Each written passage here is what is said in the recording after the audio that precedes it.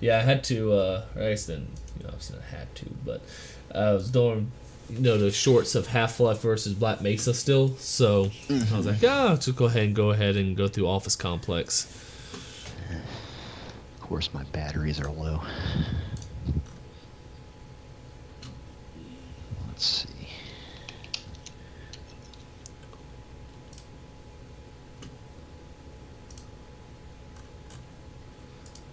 Let's see.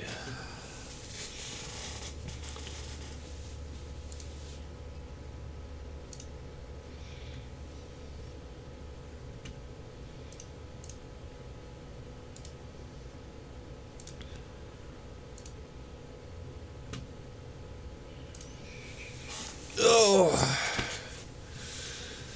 Load up some MCC. I forgot to close the game last time again. Oh. I haven't got my, well, it's not really Halo related, but my Half-Life cup right now. I got myself a Black Mesa coffee mug. That's awesome.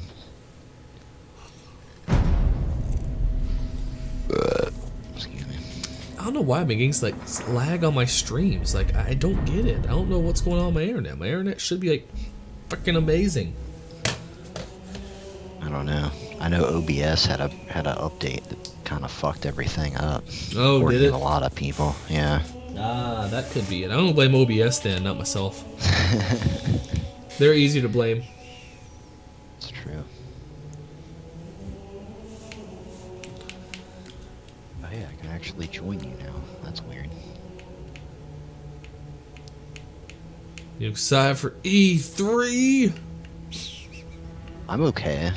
I mean, like you said, I just kind of, I don't know. I've just got other stuff going on, and I mean, like, I'll play Halo Infinite regardless of what comes out on Sunday, but I don't know. What do you mean data out of sync? Fuck that shit. Oh, I may have to close and open my game because it was Updating, it always right? does that. Yeah. Or something, yeah. Yeah, if I turn it off without closing it, it just like gets stuck in limbo. Data out of sync my dick. So, but yeah, because if we're still doing the podcast or get together stuff, then by next year I'm gonna be an hour and a half ahead of your time. So that's gonna make things a little tricky. Just a little. And that's if I have time on Fridays.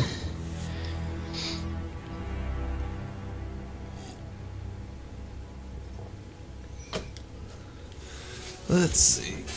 Oh, well, starting next week, I'll be turning in my 2 weeks to work, so I'll be having a lot of free time. Nice.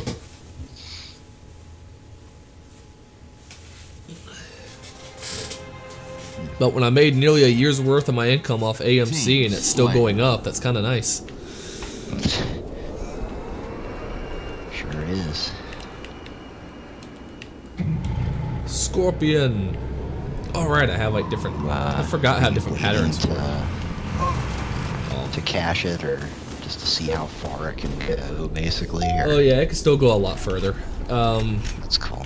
So basically, like how it is like, a bunch of hedge funds kind of took out loans in a way against the stocks. And so basically what it is that,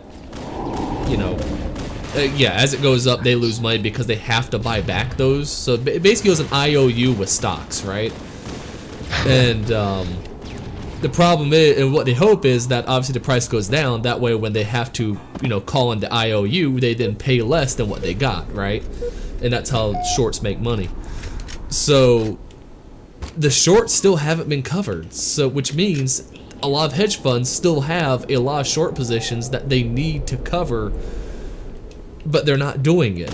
So when they have to finally cover it, they're going to have to pay whatever the price the people, you know, I use the term the people in a very, you know, revolutionary sense, you know, the people, you know, it kind of whatever price they determine, because they're the ones who hold the majority of shares right now. So as long as the majority of people choose not to sell, it technically could go as high as Definitely. Do what? Not indefinitely. I said not really indefinitely. Like, No, but I mean, pretty fucking high. it definitely can go up as high as really whatever the people want it to be. That's kind of the thing. Is it just okay. it can just keep going until people decide, you know what, this is fair, we'll sell now. Which, mind you, when GameStop went to $400, tons of people still refuse to sell. I mean, GameStop So is still this is over. like that on overkill. Yeah, because AMC there's more short positions taken out against AMC than any other stock currently. And what a lot of them have done, they went, well, we're going to double down, so they pulled out more short positions against it, thinking that, you know, people would sell when it hit 50, and then, you know, very few people actually sold when it hit 50, so it's now just sitting at 50. So, I mean, technically, it's funny, you know, what everyone online say, it could go up to, you know, the floor is $100,000 a share, and it's like, though technically the math, if people chose to, yes, it could get to $100,000 a share. It won't. All right, people are not going to sit there and see that much money in their account and not sell. So it won't reach 100,000 at all. But there's a chance it could reach anywhere from, you know, 500 to, you know, 2,500. I mean, there is a lot of, you know, potential there with it. So it's interesting. So it could, if it went up to, you know, like $1,000 a share, I mean, I'll be sitting on over $250,000. Jeez. Ooh, that was a great headshot. Oh, what the fuck? I have a cousin that's always like, I guess he's into this trading currency thing. Oh, as yeah, a way yeah. to make money. So a tank spawned on top of me and killed me. Well, that wasn't. Oh my god! I just ran into that teleporter and like half the blue team was just. Oh, I don't have screen capture on, so it wasn't. Well, I mean, I guess I technically have. I guess technically I have this recording of it, but now my voice is going to be in there going, "What the fuck?" Yeah, no, the currency trading stuff, if you know what you're doing, you can make a real good amount of money on it. However, now I would actually probably say you're more likely to make money during crypto trading than currency trading. Yeah. Just because it's more volatile, and if it's more volatile, then you have a better chance of, you know, gaining ground. I'm sure he's interested in cryptocurrency. I don't really talk to him because I don't know. He's just kind of a weird guy. Most of us who are in the tradings are. Nah, but I don't know. He really was like the example of kind of a rags to riches story. Like he was like a drug dealer, like straight out of high school until he was like 27 years old. And then he got his legs broken by some kind of organized crime outlet and said, well, gee, maybe this drug dealing stuff isn't for me. And so, well, I mean, I guess that would be a wake-up call. yeah, so he got a job at FedEx, I think. And he became a long-haul truck driver, and I mean, he's making probably close to $100,000 a year. Dude, truck drivers make a shit ton. And I mean, it's a never tough-ass spends his job. money. Yeah, it's a tough-ass job, don't get me wrong, but, like, they make a shit ton. Oh, yeah. I think, honestly, they could make even more, you know? Because, I mean, I wouldn't really say there's a whole lot of risk involved, but, like, the importance of it to No, I'm about to say, no, definitely the importance of it. I mean, without them, the economy does not function, period. Essentially. And also, I mean, yeah, you're away from your family all the time. Like, it's funny. There's a there's like a short video I saw like on YouTube that was like, you know, hey, are you introverted and don't like dealing with people? Think about a career as a trucker. He just That's goes to like, legitimately what he said to me before. And I'm like, I like people. I'm just kind of shy, you know? So it's like, I don't know. I don't really like the thought that a lot of my relatives have that just because I'm kind of quiet sometimes, that means that, like, maybe they haven't considered I just don't like them now. But still.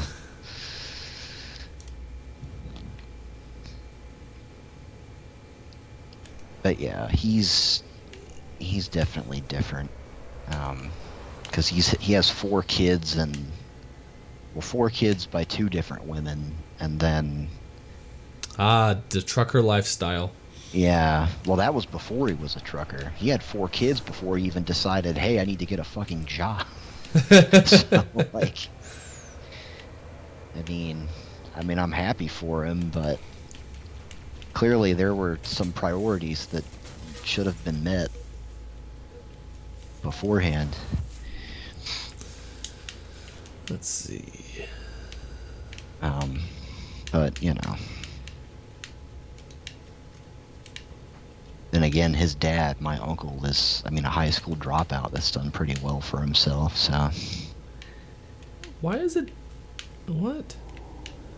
Why is it... Why can't I turn left faster than I can turn right? Is that the same for you?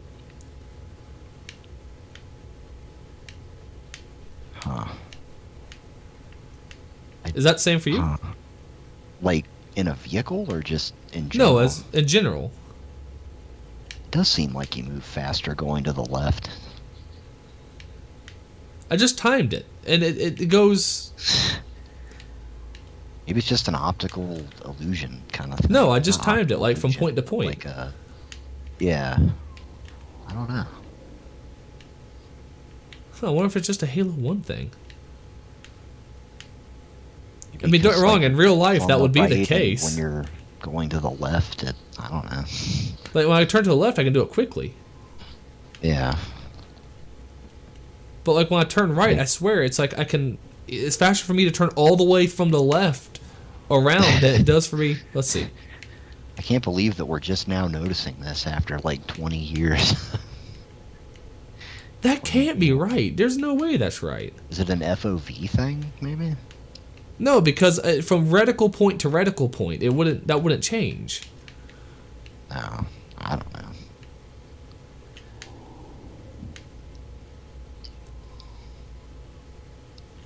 Okay, so here's the thing. I did a full 360, right? Mm-hmm. And if I do a full 360 going left, it's 1 Mississippi, 2 Okay, I'm done, right? Like, now I can't finish out 2 Mississippi. Now watch when I go right. 1 Mississippi, 2 Mississippi, 3 Mississippi, 4 Mississippi, 5 Mississippi. 5 seconds! That is over double. You know, for me, it's about the same, because I just did it and counted, like, in Mississippi seconds, and it's about the same for me. Like, a little under 2. Okay, I'm going to try something then. Maybe it's your look sensitivity. Why would it look sensitive be one way, and then the other way, the other way? I don't know. They have horizontal and vertical sensitivity separate, I think. So that could be it. I don't know. Dumbass. I'm just trying to help. No, I know you weren't talking to me. 1 Mississippi, 2. 1 Mississippi, 2. Okay, no, it's a controller issue. Huh. I was No, thinking, this is like a nice I was using controller. my controller, and is it one of your original Xbox One controllers? It's my Halo 5 controller. Oh, that's And it's the Master Chief that's one. That's a cool looking controller too. I know. I like the Master But Chief hey, controller. I mean, Now I'm using 5.5 this years damn is a pretty third-party R2-D2 one. 5.5 years is a pretty good shelf life for a controller, though. Yeah, that's true. I just don't want to buy a new one. I don't have a lot of money right now. All my money's tied up in AMC. It's all on meme stocks. Memes. So, do you remember that video of like, it was like Libertarian Game of Thrones, and it was that dude just superimposed into Game of Thrones?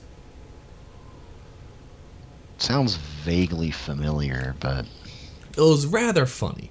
But they recently did one where they're basically talking about the Federal Reserve, and the guy's like, "Oh, the economy's not that bad now, is like, some rich upper, like politician and all that. It's like, the economy isn't that bad. The peasants they're not too bothered by it." And he's like, "Dude, they're changing their dollars for dog money." Like, ooh. I don't know. Dogecoin, the most useless of all the crypto, but great marketing. Did you see where El Salvador is the first country in the world to recognize Love Bitcoin it. as an official currency? Love it. Love it, love it, love it. I don't know. I just... So happy for them. Why can't we be more like El Salvador? I think there's a couple reasons why we should like El Salvador, but I was just about to say, that's the only time anyone's ever said that. I was gonna say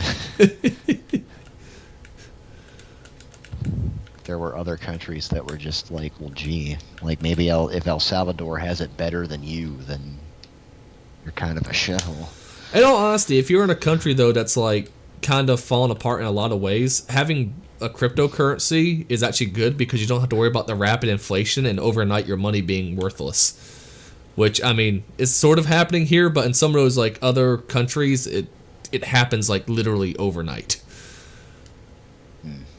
Like, you would never have had the crazy situation in the Weimar Republic if you had a cryptocurrency, which sounds kind of funny to say, but cryptocurrency could have stopped World War II.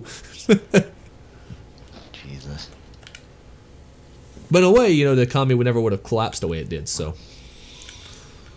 I think, I don't know. Just, people, I'm not giving financial advice, but Doge is... if it was me personally, I would not invest. I do not invest in Doge. I'll put it that way. There. Now no one can sue me. Yeah, saying you're giving bad, like, advice like that on purpose, or not bad advice on purpose, but like The fact that telling there's people even not laws to against invest. that is so freaking stupid. Yeah. I can't give financial advice unless I go through a licensing procedure to give financial advice. If someone was dumb enough to listen to some fucker on Twitch or YouTube and go, "Yeah, that's what I'm going to do with my money," But that's then the thing you with deserve. law, is that a lot of it is all about the intent behind something. So I feel like, I don't know, like if you could prove like... So here's the thing. The whole point of the law being written at first was back when there was like 3 news outlets, and that was kind of it. And so if all 3 decided, hey, let's all say people should invest in X, everyone would invest in it, and you screw it over a ton of people. Yeah. But that's because back then they didn't have access to as much information as we do today. Now everyone just has access to this shit. Like, if you listen to... You should, like, if you listen to anyone just defaultly without doing research on financial matters, I'm sorry, you're just stupid. Just that's your responsibility. At the very least, ignorant of, I don't know, a lot of different things. Well, to me, it's not even ignorant, because like if you tried doing research and it turned out not to, and it turned out the research is wrong, and that's ignorant. That's where you're like. But if you choose not to do any research, make the choice not to do research, that's no longer ignorance. That's laziness. Yeah, I mean, I see where you're coming from. My point is, people don't take your advice from people online or on TV or anything. Do research.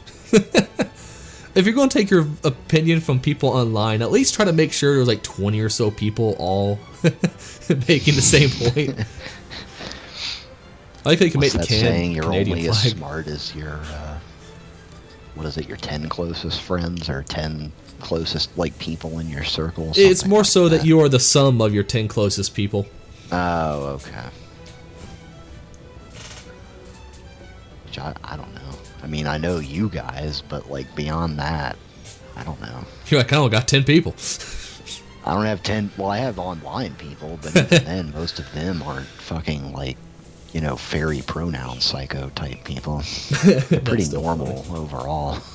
Yeah, that stuff is I'd always. like to think that I'm a sum of them, at least the smart ones.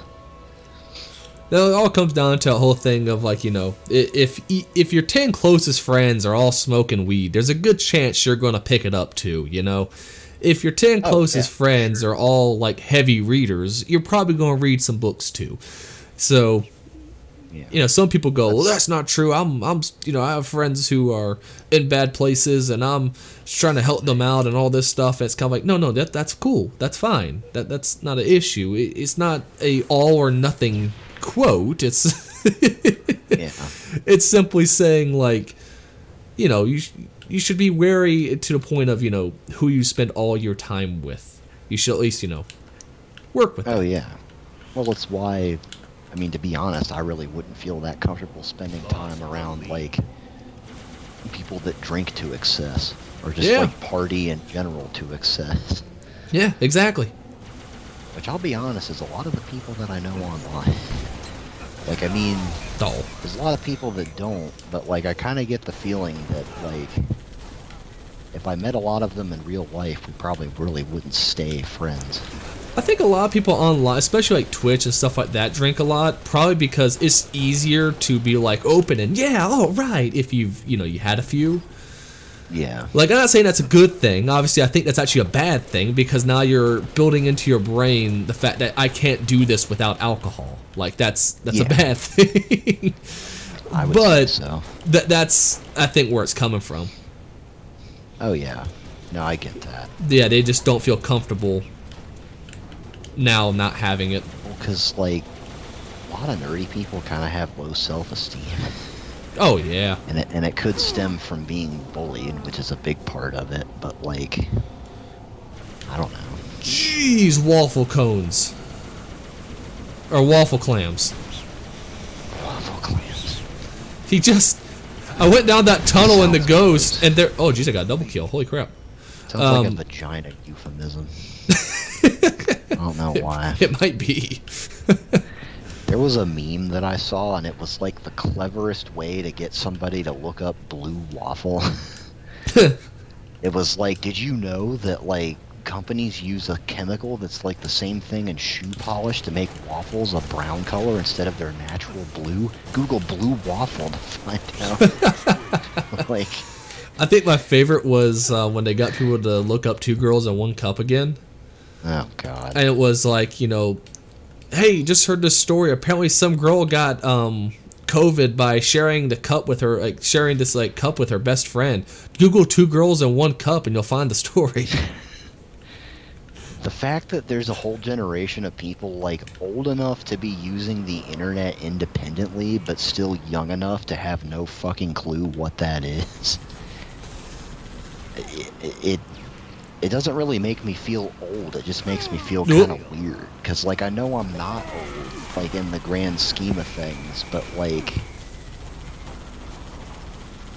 the fact that internet culture has changed so much for, like, generation to generation, Dude, yeah, I saw something like it was like, I was in middle school when they announced Halo Infinite. Now I'm in high school and it's finally about to come out, and I'm like, geez, I was in high school and fucking Halo 3 was coming out. Yeah, I was actually born when Halo 3 was coming out, like a lot of people. Yeah.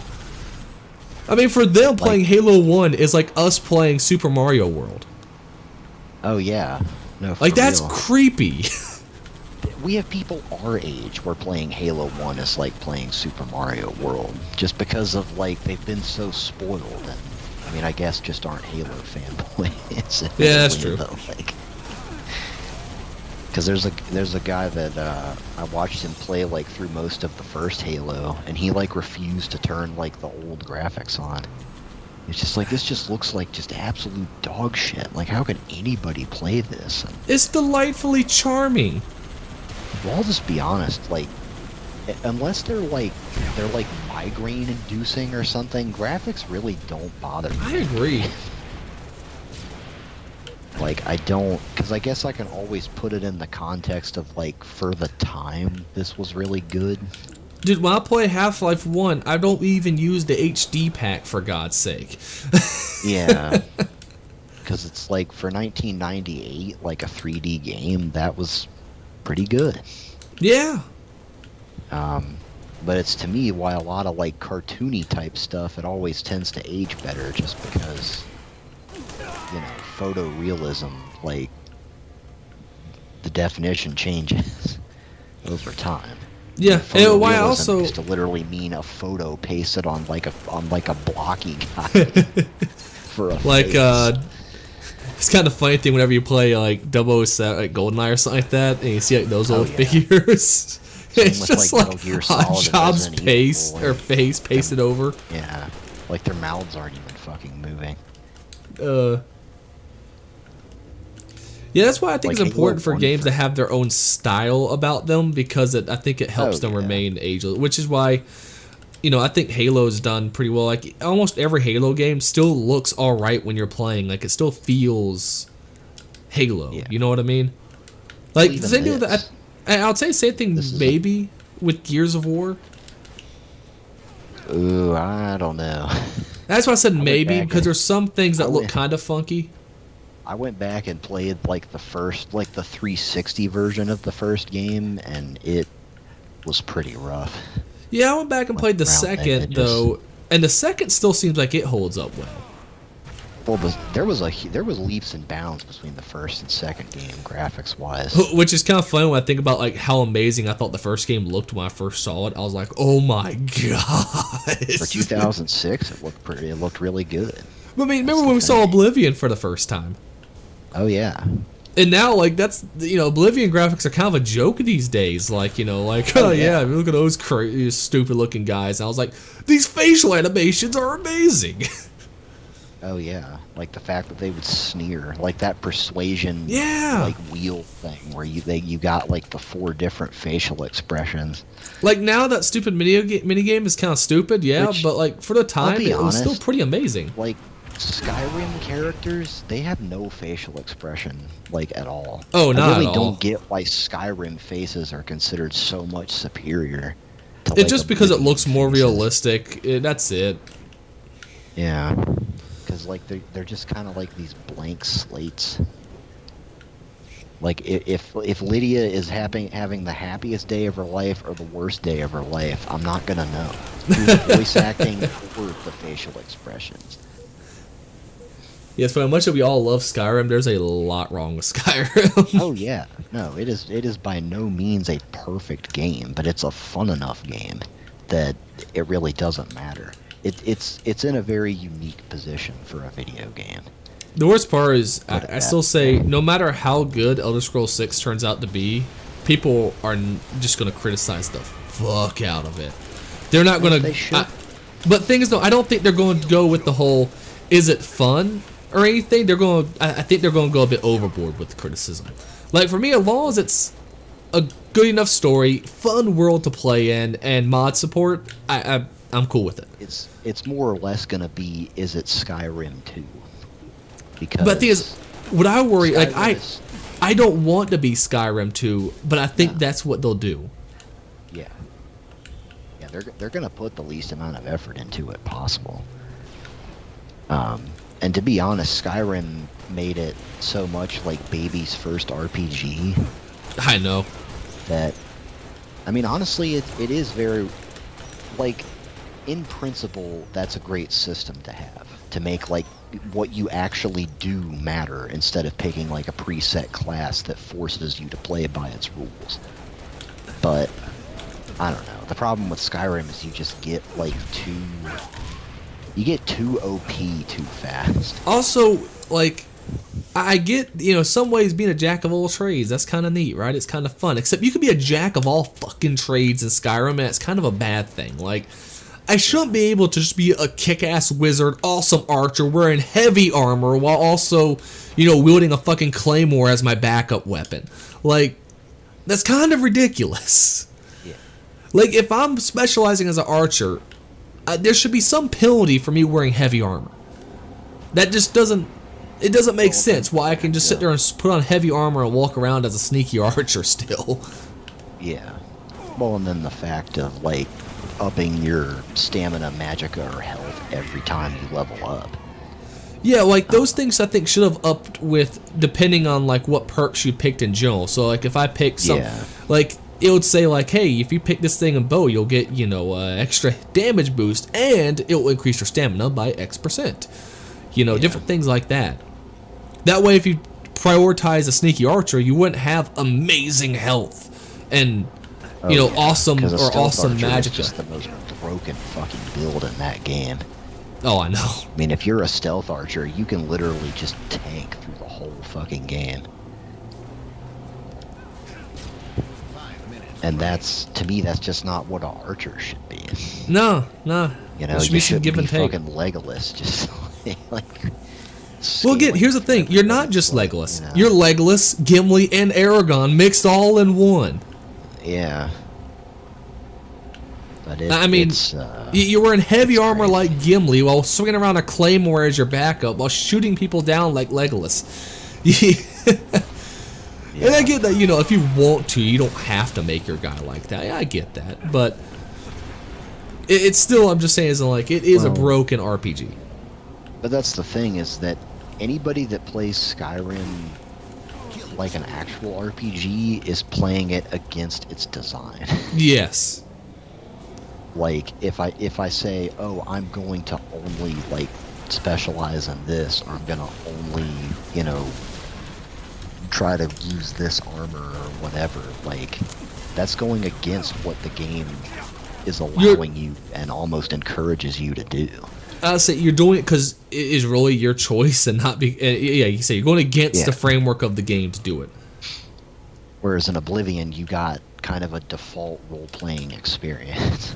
Yeah, which in ways I kind of like. Yeah. And now that I'm a bit older, Morrowind I really like. I know that one's a bit heavy with it, but oh yeah. I mean, add in some voice actors so you don't have to read as much. I think you're just fine. I remember, like, well, I don't remember, but I remember reading that, like, a lot of, like, Bethesda internally was, like, really heavy against the voice acting in Oblivion. Because they're just like, this is just gonna be so bad. Well, because you have to And, like, I mean, simplify it the is pretty dialogue. meme-worthy, but, like, it's still, I don't know, there's a charm to it, you know? Because No, even I- back in 2006, I was like, this is pretty, like, goofy, campy, but, like, I don't know. And My- Skyrim has that kind of level of it too, but Yeah, like I preferred them actually using words, but it does mean you have to simplify the dialogue to an extreme degree. Like, yeah. and Well, like the Radiant dialogue, where they'll just Oh, sit there yeah. and talk about mud crabs like 10 fucking times. Yeah, it's like you can't have like this deep philosophical conversation take place in Oblivion or Skyrim, but in Morrowind you could have. I mean, when they're talking about what's happening with the oh god, what's his fucking face? The dude who always sits cross-legged and always hovering. Oh, I can't remember his fucking name all of a sudden. I mean, I got nothing. I keep wanting to say Nervarine, but you're the Nervarine. That's the other guy. Fuck, can't think of his name. My point is though, when they're talking about like all this grand conflict, they'll have like full on like real conversations. But now it's like, ah yes, this person bad and we are good. We can allow the bad to win.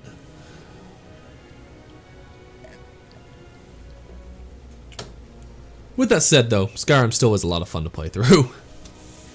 Yeah. Oh yeah. Well, Skyrim's just kind of the easiest to go back to at this point because you don't have to like learn all the shit over again. Well, not only that, but I mean, its graphics do hold up fairly well. I mean, it's still Oh, a very yeah. pretty world. Like, yeah. Admittedly, Oblivion does have it doesn't hold up nearly as well as No. graphic wise. No. Well, I think a lot of that is texture popping and stuff too. Oh yeah, If Oblivion's like scenery was remade in like the Skyrim engine, Oh no, yeah, because Which, Oblivion like, had a better, that's like, Sky technically Oblivion world. that just sucks. Like, it's a fan restoration, but like they're gonna replace all the voice acting and like they Yeah, all. I don't get that. The voice acting worked in conjunction with the potato faces. You know what I mean? Like, because Well, I don't think they're going to have the potato faces. Say what? I don't think they're going to. I think they're no longer going to have the potato faces. No. But I'm saying, like, for Oblivion, the voice acting meshed well with the potato faces. Because they had, like, I don't know. They had a certain charm to it. No, I agree. But, like, Yeah. they did, like, a demo of Sky Oblivion, and it was just, like, generic Skyrim Breton, but he had, like, the male Breton from Oblivion's voice. And it just was so wrong. And, like, these community voice actors, they're going to be... I'd be surprised if they're any better So than the original. I'll say know. this: I would typically be very skeptical of like community voice actors in the past, but since Black Mesa, I've kind of changed my opinion on that to at least I'm willing to give them a bit more of a shot now. Yeah. Because like Black Mesa, they did such a good Kleiner. I thought that was the actual voice actor for Dr. Kleiner. I did not know that was a impersonator. I had no clue. The security guard sounded just like the security. They sounded like a high-res version of security guard half the time. Like they just did a great job. And like even the soldiers all sounded fantastic. Just all the voice acting in the game was great. Again, also Eli, the voice actor for Eli, again sounded just like freaking Eli. It was amazing. Yeah. How did he sound in Alex, by the way? Do what? Like, how did Eli sound in Alex, by the way? He sounded just the same too. Oh, Did a very good job. that's good. Kind of sad that the original guy died, because I thought he did a good job. Yeah. He was Rafiki in the Lion King. That makes complete sense. Has that, like, gravelly kind of voice. I don't know. Yeah. It's very cool. And I guess they didn't get Alex's voice actress back either, the original one. Yeah, hers was a bit weird at first, but I got used to it pretty quickly. She was in The Last of Us as, like, a pretty major character. Who, the new voice actress or the new one? Or the old one? The old one, yeah. I wonder why they couldn't get her plays back. Marlene. I don't know, probably some union dispute or something. That's probably like a lot true. of this voice acting stuff, like they won't hire people in the Screen Actors Guild, or they'll only hire like people who are in the Screen Actors Guild or something like that, or whatever guild voice actors use. I don't think they use SAG, but I don't even know if voice actors have their own. I think like they if you're do. an actor that's registered with them, like a celebrity doing like a voice acting gig, then I think that makes it count, but I honestly have no clue. Because technically Trump is a dues-paying member of the Screen Actors Guild. Yeah, yeah. Because he's had like Multiple film appearances, yeah. I think Rudy Giuliani's also in the Screen Actors Guild. Oh God. I really, it's because I think the rule is like there's a certain amount of time if you're on screen, you like have to be part of it if you're in like certain films, obviously. Certain productions, yeah. Yeah. And so Most people, just to avoid stepping on any toes, are going to use people in the unions. yeah, because you step on a lot of toes if you don't. Oh yeah. Which is I think Gary Oldman was complaining about that. I can't remember. it's Like a that it's somewhat a infamous worthy Playboy complaint. Like if interview where he said Mel Gibson was biting the hand that feeds him, like complaining about Jewish people or whatever it was. oh God, I'm not sure that doesn't make him sound much better. No. That's what I'm saying. Like Gary Oldman, it was kind of a. I mean, I could see where that interview generated some like, hey, maybe you could, should apologize for some of that, because. I mean, That's he's what not he entirely literally said wrong. that. It's just Like there's probably a better way of saying that. Like, Yeah, he said Mel Gibson's anti-Semitic remarks were biting the hand that feeds him. I was just like, Jesus. I mean, they do disproportionately make up Hollywood. That's very true, but they also disproportionately make up almost everything successful, to be honest. Yeah. Which, I mean, hey, good for them. I mean, when you can't own land, or I mean, when anybody will work like with you or hire you, it's like you kind of have to make your own money. Jeez, I'm on a killing frenzy. I mean, I don't really think it's like so much of a quote-unquote stereotype. It's just kind of an admirable trait that a lot of them have. Well, it's also because, like, especially those who are brought up in any bit of a religious environment, I mean, it's Judaism really focuses heavily on studying, like, non-stop, especially when you're young. I mean, like, from 5 years old, you're just reading and studying non-stop. So, I mean, when you get, and, you know, it's kind of like the whole Asian phenomenon too, where, you know, it's like, well, why are Asian people doing so well and all this stuff? Well, because their families push them to succeed. It's not that big of a secret. It's not because they're, you know, special. It's not like a race thing. It's just that, you know, it's a societal thing. Yeah, it's just a cultural thing in general. It should be admired. I never get I hear people go, yeah, Jews, they control everything. Da, da, da, da. I'm like, what? And? How many books are you reading a day? I'm just saying, I know a decent amount of Jewish people, and they read, man. They freaking read. Me, I get through like one book a month. That's me. And I'll listen to usually, you know, a book every month as well. So I guess in a way 2 books a month. By the way, I got through that book, Red Rising, that Mitch's nephew wrote. Oh, yeah. I finished it, and oh my god, it was good. I've heard it's pretty good. It was so good. I'm in the second book right now, about halfway through, because I've been reading or listening to it while I run, and it is just so freaking good. Who's doing the adaptation of it? You said Netflix or something? So I know that originally they had a deal. Apparently, so here's the thing. I don't know if that was actually technically official or not, or if it's just because I have some. No one. I'm not sure. Like, knowledge. But here's the thing. I'm not sure. Who knows? Maybe I'm like breaking some big thing by saying it publicly. I don't know, but I have no clue. NDAs. But it could be them. It could be HBO. You know, since I got it on Audible, I've now been like getting invites to all these forums and stuff from people. Yeah. That's and I probably just wants to go into his forums and go, hey, I'm friends with the author's uncle. The author's uncle was at my wedding. That's awesome. I'm not sure how much his uncle's going to like me when I turn in my 2 weeks notice here coming up. I feel bad because they need me. It was based on condition of employment. I mean, well, it's not so much that is the fact of he did right by me getting me in the job. He really kind of crossed some stuff to make sure I could get the job and also get me the pay that I was asking for and just everything and make sure I could work from home. I mean, I feel bad, like, kind of, you know, leaving someone after they've done right by me. So, and they have a lot of stuff they need to do, and I'm kind of leaving them somewhat high and dry, and I feel bad about that. Yeah, but they'll find somebody. I know. I just it's going to be a struggle for them going forward with everything that needs to be done.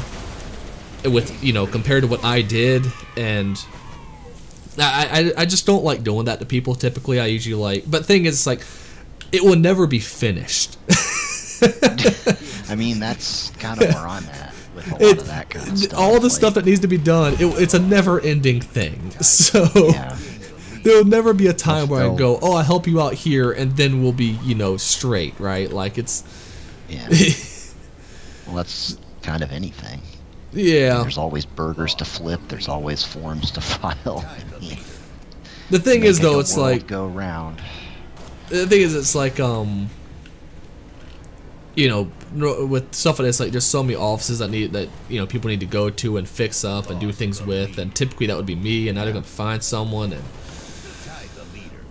it's gonna be tough for them to find someone who can do everything. Like, not to be pretentious, to get someone who can do what I do is gonna be very difficult. I sort of know what you mean. Like, not that I've ever been in that position myself, but like, my dad, like, he was a very thorough and like almost kind of to the point of being anal retentive government employee. Like, read the rules and like on everything, and he actually he made like his own like library that like the whole office could use for like all of these like rules and regulations and like past defense contracts, and I don't know. So like when he was getting ready to retire, they were like begging him not to leave. And he's like, well, if you give me, like, I don't know if they have this in private industry or not, because to be honest, I'm more knowledgeable about civil service than private industry at this point, just because my dad and I talk about it a lot. But like, what they have step increases, which are basically like raises, but like step increases are stuff that like they don't really change. They're not like subject to an employer. And he's like, yeah, like I'll stay on for, you know, a couple more years if you give me like 2 step increases. And I was like, nah, sorry, Jim, can't do it. You know, he's like, okay, well then I'm gonna retire. And he's like, no, wait, you can't go. And he's like, well, step increases. He's like, nah, I can't do it, Jim. And he's like, well, then we seem to be at an impasse. That's the one problem about working usually in the public sector versus private, is that like if you ask for a raise, there's so much red tape that goes through it all that it's actually very difficult to get it outside of the normal procedures. Meanwhile, I can literally just go straight up to them and go, I'm leaving if I don't get a 5K raise, and they decide right on the spot. Yeah. Oh yeah. Well, for the bureaucracy, I guess you trade job security. To a point, like yeah. With the government, at least. Just as long as you're not like in a non-appropriated agency, which my dad worked for the Department of Defense, so I mean, in America, guess what? Hey Hayden, hey, here's the thing. Anywhere. If we don't bomb those children in the Middle East, who will? Yeah, exactly. Can't leave that to Canada, those pussies. What are you talking about? They've done their fair share of bombing in the Middle East. Have they really? Yeah, dude, they've done a decent amount of stuff in the Middle East. They've been one of our, like, it sounds weird to say it with, you know, saying bombing children, but they've been one of our biggest allies in the Middle East. Like, I think, right, I knew the UK was, like, Tony Blair and all that. No, like, back in the Bush administration. The longest sniper shot ever recorded, like, a confirmed kill with a sniper came from a Canadian unit in Iraq. Huh. The more you know. They don't do. It was over a mile distance, and you know it was a. You know. I'll be proud to join that country and all the bones of native children they've buried. Did you see that shit? Yeah. Did you see that in the news? It was in fucking. God. Of course, like when I actually have to name the province, I just completely lose track of it. Anyways. Yeah, it was like a native school that like they sent like indigenous Canadians to, and like buried them under the school, and I'm like, Jesus Christ. I mean, like, I know we've got our own questionable history with a lot of that stuff, but like, there's not a society on Earth that doesn't have a questionable history with whatever natives they've taken the land from. I mean, that was kind of. Look what the Comanche did after they took the land from all the people who had, had like the middle of the country. Yeah. Like the Comanche took horses from Spain and just went on a conquering spree, and I'm talking just outright slaughtered so many Native American tribes. And they're also Native American, so I guess you kind of get a pass in a way, but like during that whole time period in history, it doesn't matter where you go, it was just hell. I'm part Cherokee. As far as I know. I mean, I don't fucking know what the Cherokee did or didn't do. Cherokee did a lot, man. They I could slaughtered qualify tons. for a minority scholarship in the U.S. Yeah. I think I can. I'm like an eighth. Hey, more than Elizabeth Warren. Even though I'm probably just as white as Elizabeth Warren is, if not whiter. She was like 1 So in I feel 1,000. Like even that was not even. Like it was funny because yeah. she was I mean, at more least she white at than least the admitted average that American. She at least admitted that it was a fucked up thing to do. It doesn't excuse it, but like, I don't know. I feel like if we hold every single person accountable to their past. Yeah, but then That she claimed it includes was a lot of racist people if you that are- made fun of her for it, though. Yeah.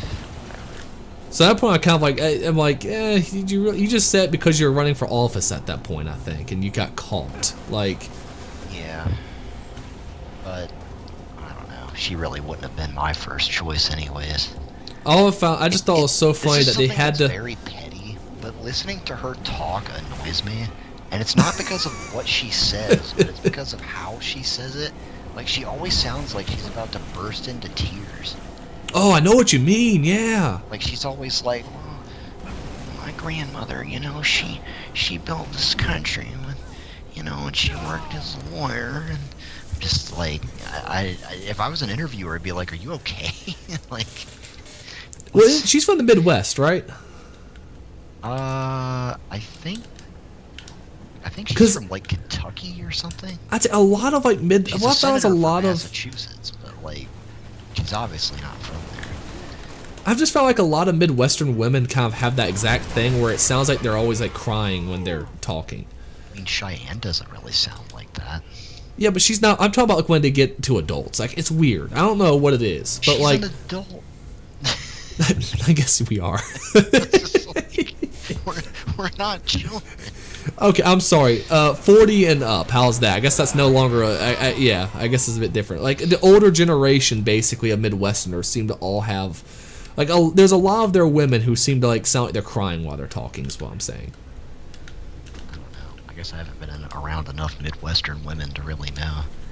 Most Midwestern people that I know are either mean as shit or boring as shit. One of the two. I've always found either mean as shit or nice as shit. Like, Yeah. Well, There's depends never- on where you're from. Like, Yeah. Minnesota is pretty much always nice, and like Chicago is one of the nicest, friendliest cities. it has the highest murder rate in the country. How is it one of the friendliest cities? Okay, the people that aren't doing the murders are nice people. But you know what I mean.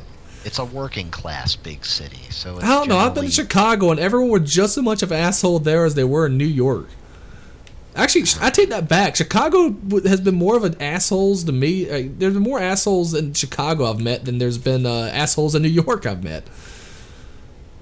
Then again, I mostly hang out in the Bronx, and the Bronx is actually just full of a bunch of like, usually a bunch of nice like Hispanic people who just tell me like good places to eat. Well, that's always nice. That's a Yeah. lot better than a lot of the alternatives. Yeah, I mean, yeah, they also make sure to tell me, when the gangs come out and, hey, be careful around this street because at this particular time there's usually gunshots going off because right when the train goes over so no one hears it. And I'm like, all right. Oh. Jeez. But you tell me that in advance and now I know the rules. You know what was really funny is I was looking at like the cheapest tuition up there. And they were like, you should go to Saskatchewan. Like, that is super cheap tuition. And it's just like nothing but like prairies and flatlands, which isn't really a bad thing in and of I love itself. But it has the highest intravenous drug use rate in all of Canada. And I mean, we're talking like, it's a lot more than like the national average. And I don't know, it just makes me very curious as to like, are these people just so bored that they have to like resort to drug use? And it's like the highest like crime province in Canada overall. I'd say It's very strange. me and Kat are just trying to find middle of nowhere Tennessee areas. Yeah. No state income tax, which would be nice with how much money we make. Yeah. 'Cause don't know. I wish you luck in finding a nice yet also relatively inexpensive place to live. It's gonna be 300 grand min. Like, no, there's no way it's gonna be less than 300 grand For a house? for what we want. Yeah, I mean, that's still really not too bad compared to the price of a lot of houses. true. The main houses we've all looked at though are around the 450s. I mean, shit, the house that my parents and I live in, like, in Toronto, that could go for like 1.2 mil. So, and I mean, around here, I think my dad would ask at least 330. What's killer right now, and I don't mean in a good way, I mean as in a bad way, is you have like companies like BlackRock or whatever they are, like all these other like giant companies buying up all this fucking houses for like way over asking price, and like it's just, I mean, fucking, like, people are like buying, like in Tennessee. I was talking to some people because, you know, obviously we're looking at houses around there. There are people buying houses in Tennessee right now, like these big companies buying houses in Tennessee for literally over like 20% over asking price without even seeing the place. What, are they just buying them to tear them down, or what? No, just to keep, because, you know, obviously with inflation on the rise and with them now announcing that they're no longer counting gas and food as part of the inflation matrix, because my God, and it's still above 5%, a bunch of places realizing, as they always typically do, you know, property goes up no matter what, right? You know, if you have property, you don't have to worry about inflation, because... Yeah. Excuse me, Hayden, I'm trying to get around you and not kill you. It's a safe haven for your money, basically. So that's more likely what they're really doing. But also, I mean, it's kind of killing people who actually want to buy houses, obviously, because you're competing against right now these large companies that are coming in and saying, "Hey, you're asking for $300,000. Well, I'll pay you $400,000. Do you want to see the place first?" Not at all. And not to mention, building a house is just going to be fucking ridiculous for a while. I know, exactly, because again, the inflationary cost of lumber as well as just steel and everything. Copper has gone up almost 5 times. It's been ridiculous. Oh, yeah. People don't realize how important copper is in building a house. Well, and the other thing is, like, people just straight up stealing shit. Like, there's copper, you know, I'm assuming, like, in cars and truck parts and stuff, and, like, my uncle in Florida went out there and like, I can't remember specifically what the part was, but he went to start his car and the part had been actually stripped out. Jeez. Like, overnight. And I'm assuming that they're just gonna turn around and sell that for, like, you know, scrap metal or whatever, but yeah, no, inflation's about to hit us like, general. yeah, well, inflation's about to hit us like a fucking just hammer. It's going to be bad. It's going to be we're really on the verge bad. of a major economic collapse. No, we're total collapse. Like Great Depression bad. Yeah, it really will be. It's going to be absolutely horrendous, and so we're trying to, of course, get ourselves in a state where, you know, we're not having to. Well, we'll be hopefully okay through it all, but I mean, the good part is, like, me and Kat both. For one, we have backup land, right? Like, we have family land that we can go to. Yeah. And then the only problem with that, though, is property tax, because they keep wanting to increase taxes, and so how do we keep family land if we can't afford the property tax, even though the land's been in our family for hundreds of years, you know? That's kind of a problem there, admittedly. But at the same time, I didn't realize property tax, like, in that area of North Carolina was so high. It's not that super. Well, what it is there's a bunch of farmland, and, you know, that is a lot of. I mean, it's still over 100 acres. Yeah. So even though it's not a ton, it goes up pretty quickly with that amount, and with inflation, that's going to go up. But do you really think they're going to increase Social Security payouts to match inflation? Yeah, they're not going to increase that or wages. And Exactly. That's one of the biggest problems with our country in general. Well, It's like wages haven't kept up with inflation at all. Well, and the thing is that right now with the amount of inflation we're looking at, immediately when you try to even get wages to keep up with inflation, all small businesses are going to collapse overnight because it's going to be too quick of an increase for a natural process to take hold. And there's no way, again, small businesses are going to suffer from, like, if you raise the wages, it's small businesses that suffer, and then next thing you know, you have a bunch of monopolies all around. I mean, if we don't already, obviously. But Amazon and Walmart. exactly. But you'll have it times 10. Yeah. Like, there will be no local bakeries. Everyone will go to like, the Walmart bakery. You know what I mean? Like, Yeah. because they're the only people who will be able to afford to pay those higher wages. And again, because inflation is so high right now, there's no way small businesses are going to keep up. It isn't going to happen. Well, like, Anthony, right? Icky Yeah. D or whatever. He's starting out people at like that, like golf. It's like a indoor golf thing and like bar kind of combo thing that he owns. And, he's starting people at $15 an hour. But his deal is that, he said that he's even like gone so far as hiring people and then they just never show up. Oh, totally. I've experienced Like that tons of times. Like they just, I don't know, he's just getting really fed up with it, and I can honestly see why, but... Dude, I was hiring waivers at again, people on the side of the street just smiling and waving at $22 an hour, and then they wouldn't show up for their shift.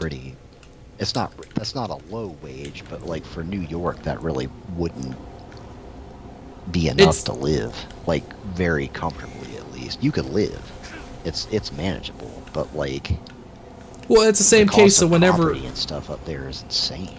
Well, yeah, but I mean, it's also the case of anywhere. Again, that's that's also the case is whenever you also increase the minimum wage to $15 an hour, is that everything also goes up in price along with it, because we're seeing the same thing in Seattle and places like that as well.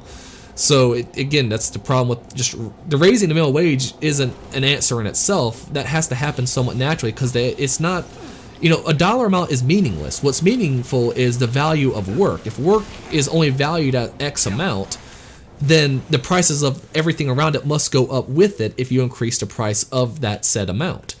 So then I guess my question is, what should work be worth? Well, for one, that would be up to just the market deciding in general. But the issue is that if the problem with that is that in a currency right now that inflates as fast as ours, a lot of what was getting paid would work. It's just it loses value too quickly. People can't just store money in a bank and be set anymore. Like it used to be, hey, you put money in your bank and you save up, and hey, eventually you can afford that house. Even if you did that, you would never be able to really afford it, because right now the value of housing is going up faster than your savings ever could. Yeah.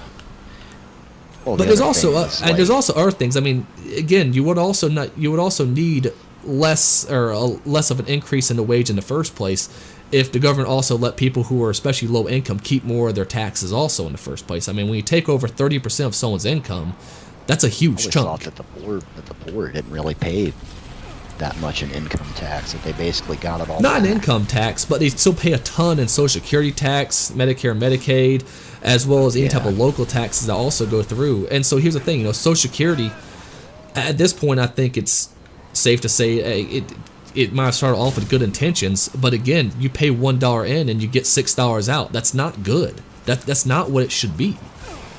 But it really is mostly just a Ponzi scheme at this point, where you're hoping that the people that come after you pay into the system to cover you, which that means you have to rely on more people in the country than there were before.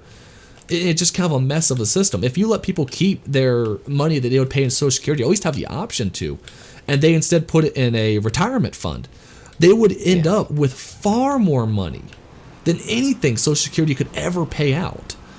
I mean, you're talking times 10 of what Social Security would ever pay out. If you were to just try to live off of Social Security after maybe 30 or 40 years of working, that would just be impossible. But that's the problem with Social Security in itself. It does meet the definition of a Ponzi scheme. It really does meet the definition of a Ponzi scheme. It's not me being hyperbolic. By definition, it's a Ponzi scheme. All right, you're having other people coming after you to pay you, and then when they get You mean old, a pyramid scheme? that would also be a Ponzi scheme. Oh. Multi-level marketing scheme as well. You know, people have all sorts of names for them. Yeah. They're all scams. I mean, And for a the lot most of part, them are yeah. scams. And so if you instead gave people, again, the option, I'm not saying you have to say no more Social Security. I'm saying also all money that's been paid in should, of course, have to be paid out. But people should at least have the option to say, I want to put my money in a retirement fund instead. Hey, cat. Hey, look, there's Junior. He's still asleep. He's still asleep. No. I saw a little Palpatine picture. Bring him in frame. Yeah. Mwah. You look kind of like you're pregnant in that. 5 minutes remaining. That's his booty. Yeah. Gee, that's a winning compliment there. She has like one of those things around her where the baby like, it's like one of those like sleeves that go around her chest, and the baby just kind of sits in, and so like the his butt's kind of just sticking out, and from the angle it just looked she was pregnant. It's just That's funny. he's been doing so good. He's been so alert. He's starting to finally smile a bit He more. just smiled Yeah. in his sleep. He's trying. Because you're rubbing his booty. He's trying to laugh. Like instead of like laughter, it's kind of like a, almost like a cough, but it's a little different than a cough. It's really funny. He's rolling over to his side now, not all the way over a lot, but on a side he's rolling over. My mom said that the first time I laughed was when my dad sneezed, because when I got scared, I would laugh. Oh, it was funny. So I was holding him, and nope, there he goes. Uh-oh.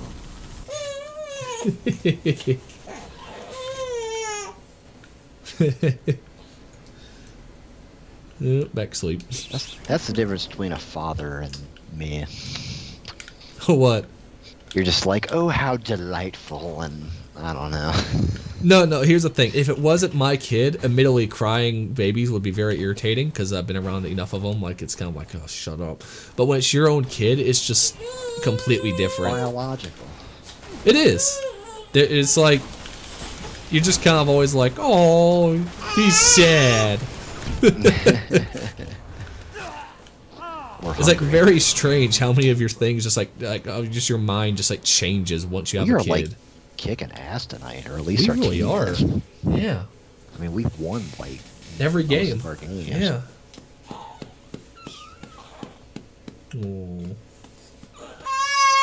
Oh, there it goes.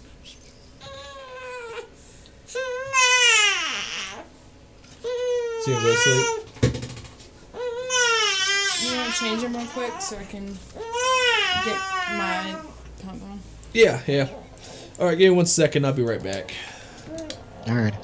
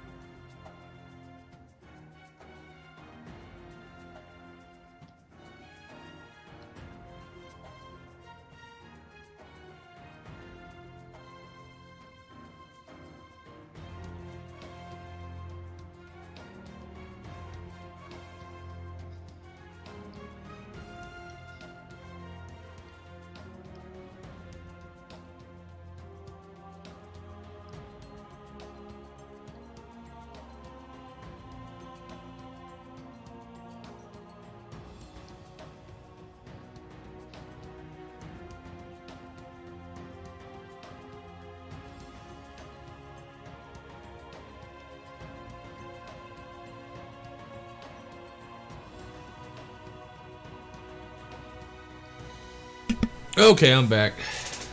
Alright. Had to feed him a little bit too. No worries. Yeah, apparently he hadn't been fed like in 4 hours, so he was Oh, hungry. jeez. Yeah. That's a long time for a little guy. So he actually slept for like 6 hours last night. It was like the best sleep me and Kat has gotten in so long. Jeez. We couldn't believe it. We woke up, went, he's not awake. Oh my god. And we fell back asleep, and it was like 3 hours later we woke up again. We're like, oh, I feel so good. Yeah, what time is it? It's what? It's just... Well, that's good. I doubt it will happen again tonight, but the fact that it even happened one night, it was just so nice to have one night of just being like, oh, thank goodness. We got sleep. I wonder what was different. Oh my god, that guy's name is George Bush 9/11. That's a little too on the nose there. That's great. Damn, there's gamer tags, and then there's jeez. There's gamer tags, and then there's just truth. No, I'm joking. I don't necessarily believe he was responsible, but I believe that he was maybe dumb or slightly corrupt enough to maybe be aware that it could happen. Well, I Not mean, really do anything about it. same thing for his dad as well as Clinton. They both were advised that terrorists could actually utilize a plane to take down buildings. Yeah. I don't forget, Clinton had a chance at taking out Osama bin Laden in, I think, 98 and said, no, we're not going to do it. I mean, admittedly, people were like, well, he should have. And it's like, yeah, but hindsight's 2020. I mean, he was a terrorist who'd yet to really do much against us. So, I mean, killing someone in some random country we're not even officially at war with would have been kind of bad. I'm not going to lie. And yeah, you know, in the end, would have been a good thing, but you know, I mean, international incident is. You can't play Monday. person. You can't play, you know, Monday morning quarterback. You know. Monday morning quarterback. Oh, Yeah, okay, I know what you mean. Yeah, because you know, football is typically played on Sunday. Yeah. Took me a second. You can't Much just sit like there and say what the football. quarterback should have done the day after. Yeah. Yep. Well, you can. It just makes you kind of an asshole. You can't say it in the sense of like, how could he not have? You know, it's one thing to go, Yeah. oh, you know, I guess he should have done this, but oh well. But when you're like, he's too stupid, I would have done this. It's like, no, you wouldn't have. Like, your ass ain't in the NFL. Yeah. Yeah, Like, that's, listen, I've seen you. You can't even run a mile, okay? Don't say what the quarterback, what you would have done. Well, that's the whole, like, I don't know. It's kind of, I don't want to say macho, but like, No, I know what you kind mean. of Like, insecurity, you know what I mean? like these people who Like, think, well, I well, could you know what? bounce If I had basketball if I chosen, get a I could really have been that person. It's like, no, you wouldn't have. Yeah. It's like the uncle in Napoleon Dynamite where he's always talking about, like, going back in time to 1982 so he could, like make his high school football career really take off. Yeah.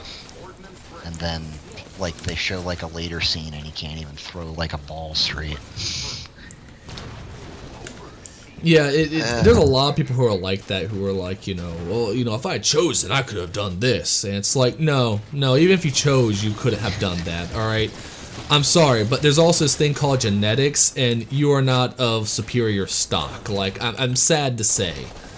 Like, neither am I. Like, that's like me saying, man, well, if I had chosen to, I could have so done, like, been part of strongman and been, like, high up in the competitions if I'd known about when I was younger. It's like, no, I'm...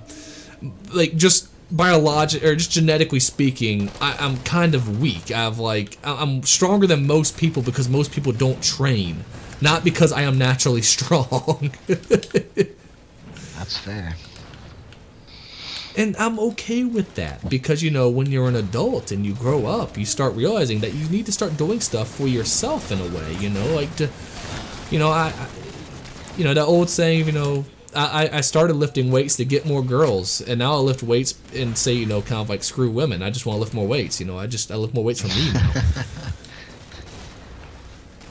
Now you lift weights to get more girls, and then you realize the only people you care about all your muscles are just other men who lift weights to get more girls. So you could be gay and a bodybuilder and then completely nail the equation.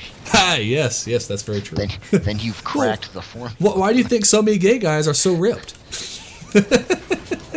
That is surprisingly true, to be Well, honest. it makes sense in a way. I mean, men are more visual creatures, so if a male is trying to attract a male, they're going to be more successful if they're more visually appealing. I suppose. I mean, if we're giving a biological explanation for being gay. Yeah. And I don't mean that to sound like it's not natural. That just made it sound really weird. But, like, you know what I mean. So Yeah, no, I know what far, you mean, There yeah. isn't, like, it's in nature, but there isn't really still, like, an explanation as to why. Well, yeah, like, I mean, let's face it, we all know, like, that one person who was, like, you knew they were gay, like, when they were even, like, a child before they even hit puberty. Oh, God. Oh, But at God, the same yeah. time, there's also those like the twin studies where like one twin's gay and the other one's not, and they have the same genetic makeup. So why? You know? So it's like, is it nature? Yeah. Is it nurture? No one seems to really know. But in the end, it doesn't Kinda really. there. I would say in the end, it doesn't exactly matter, except for our own curiosity's sake. Yeah. Like it would be cool to Well, know, It but would be like if one twin was left-handed. yeah, well, that's another You know thing what that I people mean? don't know because that does happen. Yeah. Like people, like we still don't like genetically know. Like, okay, so what causes people to be left-handed? Yeah, because that, like, whole right brain dominant thing, I don't really Isn't true. think that that's actually true. That's yeah. that's all BS. That was like, like that I- left-handed people are more creative and all that, yada yada. and the only reason you could say left-handed people do better in sports isn't because left-handed people are better athletes. It's because when you're training, you're really training against people routinely who are left-handed. Yeah. Like you'll go, Like how there was a left-handed pitchers are typically better than right-handed pitchers. yeah. Because that's what, not that they're better, but that they generally do better. Well, the thing is when you're throwing a ball over 90 miles per hour on like the slow end of things, Yeah. like you don't have much time to react. Well, So from a direction that people aren't prepared for either. yeah, that's just it. So people go, well, it's So- not that big of a difference. It's only like, a shoulder length difference of like, it being a different spot of where the ball's coming Yeah. from. But the thing is, when you're talking about 90 mile per hour to 100 and 100 something mile per hour fastball, that's a big difference. Oh yeah. Or Well, like not I've to had mention all the little tricks that people will do to, like, not cheating, but just like very subtle yeah. movements of your arm and wrist and stuff. yeah, like throwing a slider versus just a straight heater, right? It's a big difference. Yeah. But yeah, there's a lot of people who sit or go, well, left people are just naturally better at sports. It's like they're not better at sports. It's just that when you can't train against left-handed people routinely, they'll surprise you more. Like Yeah. and boxers, that's always that whole thing of boxing. That boxing matches are always kind of weird when you have a guy versus a southpaw because like their feet will kind of cross weirdly too. So there's a lot of like tripping over one another and. So the sweet science of boxing looks less like a science and more kind of clunky when you're having a southpaw in the equation.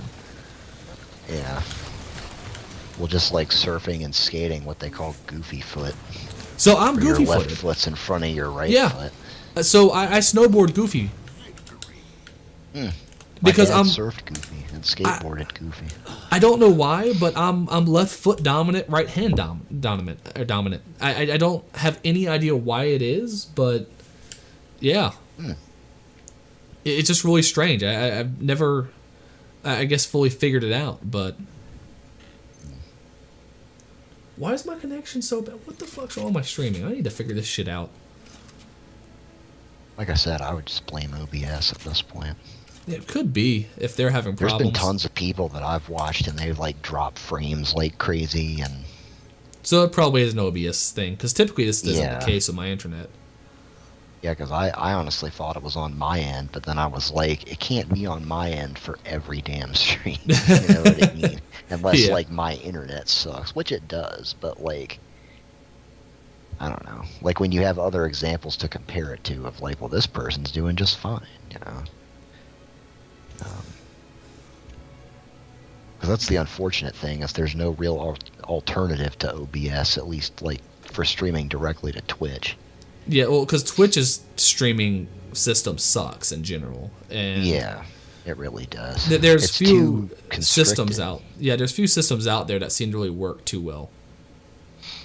YouTube seems to work pretty well most of the YouTube time. Direct, yeah, no, YouTube Direct works decent. You just have very little options on things you can do. So, like, especially for me, like, I use OBS because I can have all the like things at different spots and stuff like that, right? Hey, the chat box is very visible on screen and things like that when I do like streams for other stuff. So even when I'm not streaming, even if I'm doing a recording, I'll record through OBS instead of anything else because, to be honest, call it lazy, but it's less editing, right? Like, I can have scene transitions and all that, so I can actually pop back and forth between my face and whatever screen I need it to be on and different things like that. So, I love OBS and what it offers. It's just that sometimes it. I always love when you get to get a ram with the chopper. That's always fun. Yeah, But yeah. yeah, when it goes down, the problem is when they it's a natural monopoly. It's not like a forceful monopoly, but they kind of have a monopoly over it to the point where everyone uses it, and so when it goes down, it goes fucking down. Oh yeah. Well, like how Steam basically has a monopoly on digital game sales. Yeah, the whole idea of it's at least I can at least say it's a natural monopoly. They haven't really extorted things entirely to get it to happen, but Well, they do. It used to be, I think, that they paid developers the most. Like they gave developers the biggest cut. yeah. To, But I mean, to put other their games on providers there, can but also until- just give them better cuts. Yeah, well, that's what I think Epic technically gives better cuts than Steam does at this point. The thing is, though, That's like why they're Steam trying has. to make so many games Epic Store exclusive. That's my thing, though. Is like Steam has never seemed like they've like said you cannot be anywhere but us. Yeah, And so that's what bothers me Well, with Epic's- Epic. yeah. Well, Oh, Epic's gonna do jeez. that because they can I'm afford sitting to in do a destroyed chopper and I can't get out. Hello. they can afford to do that more than Valve can though too, because like Steam is Valve's bread and butter at this point. Oh yeah. So, but like Epic, they make, the engine that's made up for like what, like probably 60 or 70% of every fucking video game made today. I know. And So- 99% of all like early access games, it seems. Yeah. Yeah, Unreal Engine. I guess they're on Unreal Engine 5 now. Yeah. Even though like console I don't think games it's out haven't yet. really even started using it. I'll say, is They Unreal were Engine showing 5 off out yet? capability- I think it's technically the technology is out, but there's been nothing that has actually like used Yeah. it yet. That's kind of I mean, yeah. Yeah. That's only like just been released in a way. Yeah, it was right before the next gen consoles because that's ideally what like PlayStation 5 and Xbox Series X exclusive games are going to be using outside of like people's own proprietary engines. Like Halo Infinite's going to have the slip space engine. I'm surrounded by so many enemies. My radar looks like a bunch of ants have God, just yeah, surrounded it's me. crazy. But yeah, Epic can afford to like piss off publishers and consumers a little bit. That's my other thing. Is like Steam, like you could say, yeah, they're kind of like a lot of like other publishers might not like them for different things. However, they never really to me been anti-consumer for the most part. Like I've never Well, I had. think because they were started by guys that hated the way that Microsoft does things. Yeah. So it's like, I don't know. Like I love like Back there's to- a lot of forums out there where like, yeah, well, they're obviously somewhat anti-consumer. Look how much money they make. And I'm like, that doesn't dictate them being that doesn't mean they're anti-consumer. Like And just the because other they thing is that, yeah, like you said, like ultimately software sales making. Hey, Hayden, behind you. Where? Oh. But yeah, software sales, like the fact that sales alone that aren't even your games are making you that much fucking money. Yeah. You know what I mean? And I don't mean that as a bad thing. It's just like an impressive way that they've kind of cornered the market, you know? Oh, entirely. And the reason is just because they thought ahead. I mean, they were the first people to really do it effectively. Yeah, for sure. I mean, because like when Half-Life 2 first came out and it was required to have a Steam account, everybody was like, what the fuck is this shit? Like, just give me my CD key. They are still the so far Steam is still like the only thing I ever want to make an account for. Like, I hate all this other like, yeah, make your Ubisoft like account. And I'm like, fuck Play you. And Epic, and the only one that to me seems to just be like do what you want is GOG. I don't mind GOG. Yeah. Because they're literally just like, you don't even have to use our desktop client if you don't want to. Just like, you can just download the game and never fucking open GOG Galaxy again. So, Yeah, GOG like, is besides nice. Cyberpunk, like, they're honestly a pretty good company, CD Projekt Red. So, because they run GOG.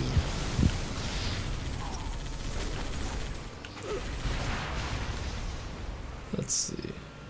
Wow, we are just well, I guess we're not slaughtering them. It feels like we are. Yep. Yeah, we've been, our teams have been pretty on fire Yeah, I tonight. know.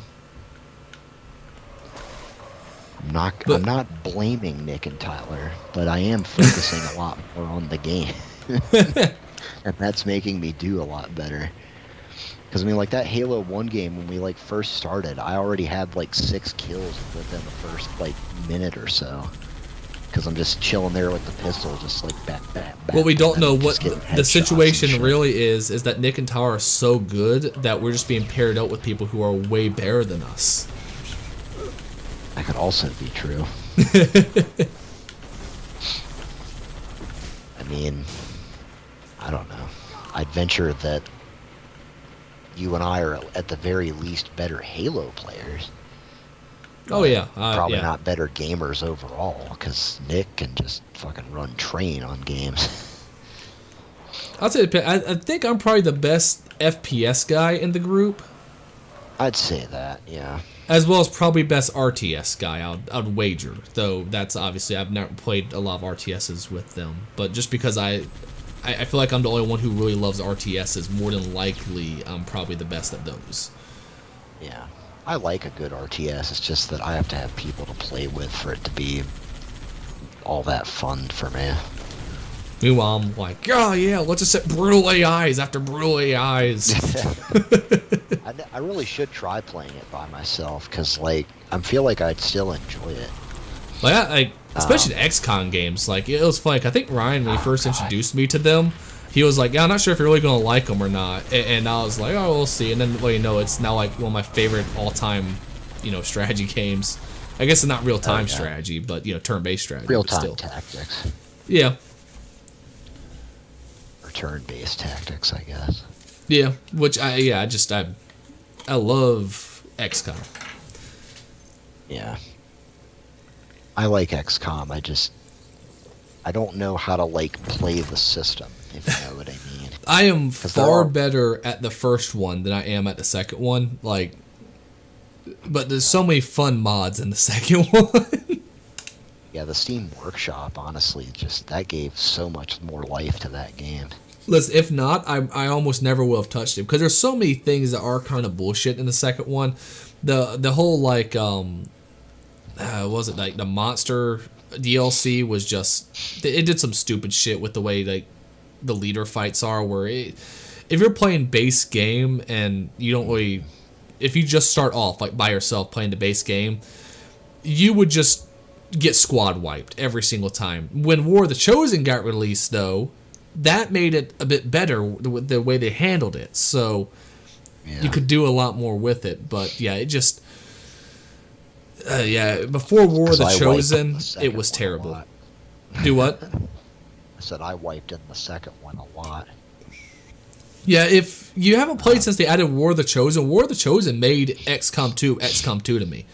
Like, I think I I have the base game on Steam, but I don't think I have War of the Chosen, so I'll have to wait until there's like a summer sale. Yeah, War of the Chosen made the game worth it to me. It just added so much more into it, as well as like with all the other factions that you can do like covert missions with and stuff. It's so much fun. And adding to Lost and just all the crazy shit with them, it was so good. And now, yeah, the Chosen, I guess, in general can be kind of bullshit in themselves as well.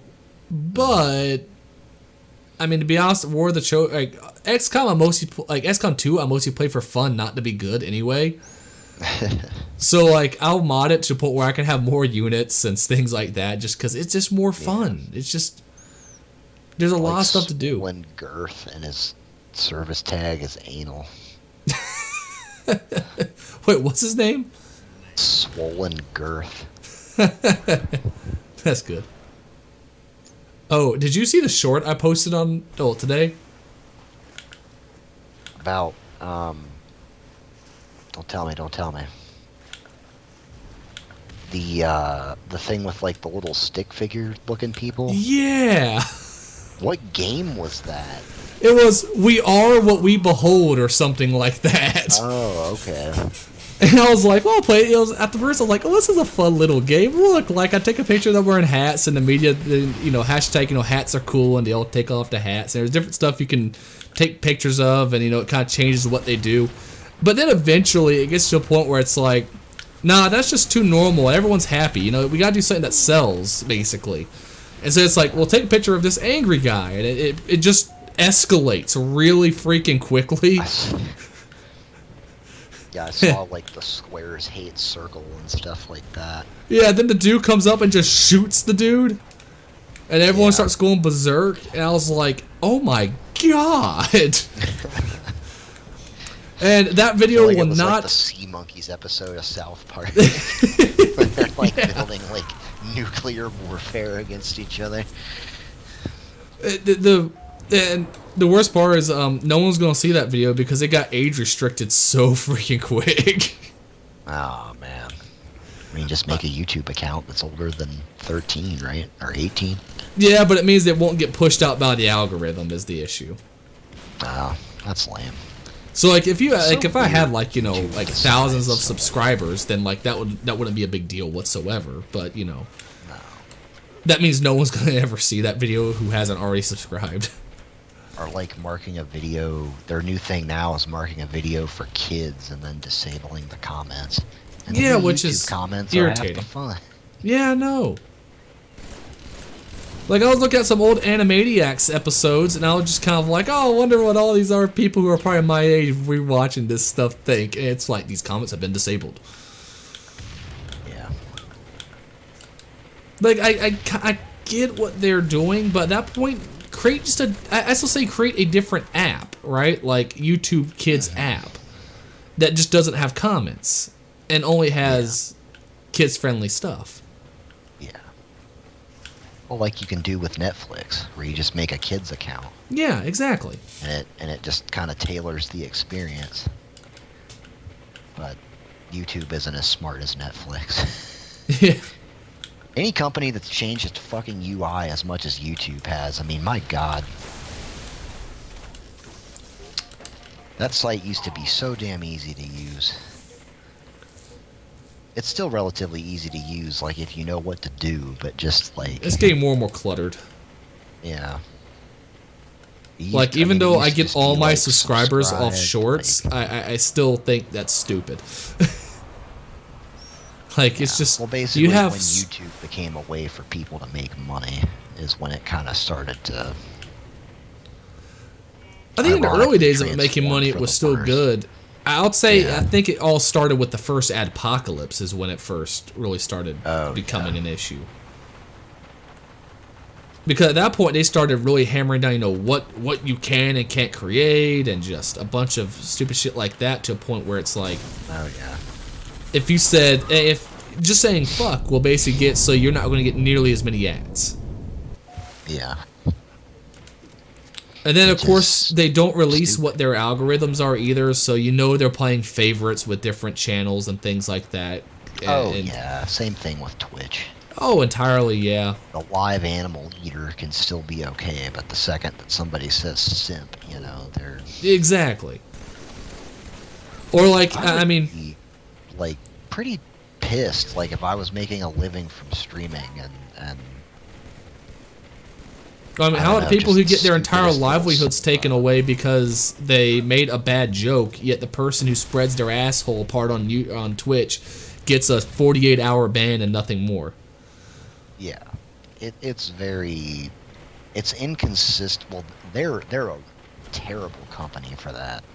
For being, I mean, they're worse than YouTube in that regard. They're so inconsistent. No, they are far worse than YouTube. And here's the thing, as bad as YouTube is, it is better than a lot of the other ones out there. Yeah. Well, the thing with Twitch is they don't even follow their own rules. Yeah. So it's like, I mean, at least YouTube, whether it's fair or unfair, it's like we've set these things out and this is what flies.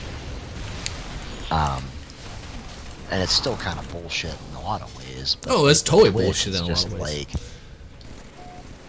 if Twitch said green light means go, they would ban you for, like, going, I don't know. I'm trying to come up with a really stupid back-asswards analogy, and it's making my brain hurt. But, like, the way that they do just, like, their TOS and stuff like that is just... It's just insane. Well, I mean, heck, they allowed one, I'm going to be vague with it because the words could frankly get this be taken off, but a big Twitch creator that they really like said a certain politician should also get shot and killed and someone should do it, and they just go, but in a video game as their cover, and they allow that all day long, yet again, like you said, they say simp and then you get banned. Yeah. And if a smaller streamer had made that exact joke... Well, here, I think that was more because of who it was for. Like, again, I would say that small streamer made the joke about the same politician. I'm pretty sure they would also allow that to slide because they definitely do allow their own political opinions preference over others, is Yeah. the thing. Which, so, it's like, again, it's not a set state of rules. It is how we wish to enforce whatever rules that we want. Yeah, essentially. It's selective enforcement of the rules. That's the big issue. Well, like the debacle with the hot tub stuff, Yeah. Well, because which- again, that still makes a bit more sense in the way that sexualized content still has an age limit on it by law. Yeah. And so again, if you allow that and people are allowed to make money, and again, I'm not saying it shouldn't be allowed because I think everything should be allowed, but the Yeah. problem they come into is if you say, yeah, these type of streams are totally okay in every way and same as every other stream, if a 13-year-old girl did the exact same stream, what would then happen? Because technically it's okay. They're saying that there's nothing inherently wrong with the stream. It's okay for streamers to stream, yet their limit is 13. Yeah. And so all it would take is one, 13-year-old doing that sort of stuff in a hot tub. Yeah.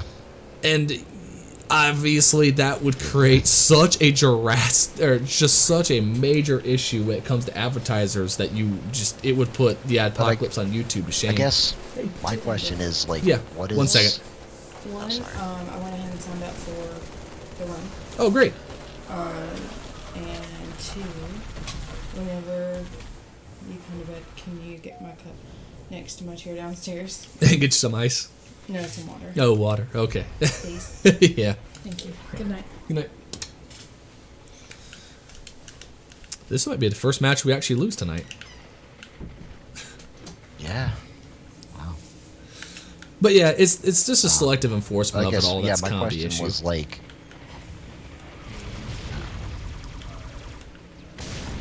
What was the question? Oh, sorry. My game froze, and I thought that I was going to get kicked out or something. But yeah, my question, I guess, would be, like, what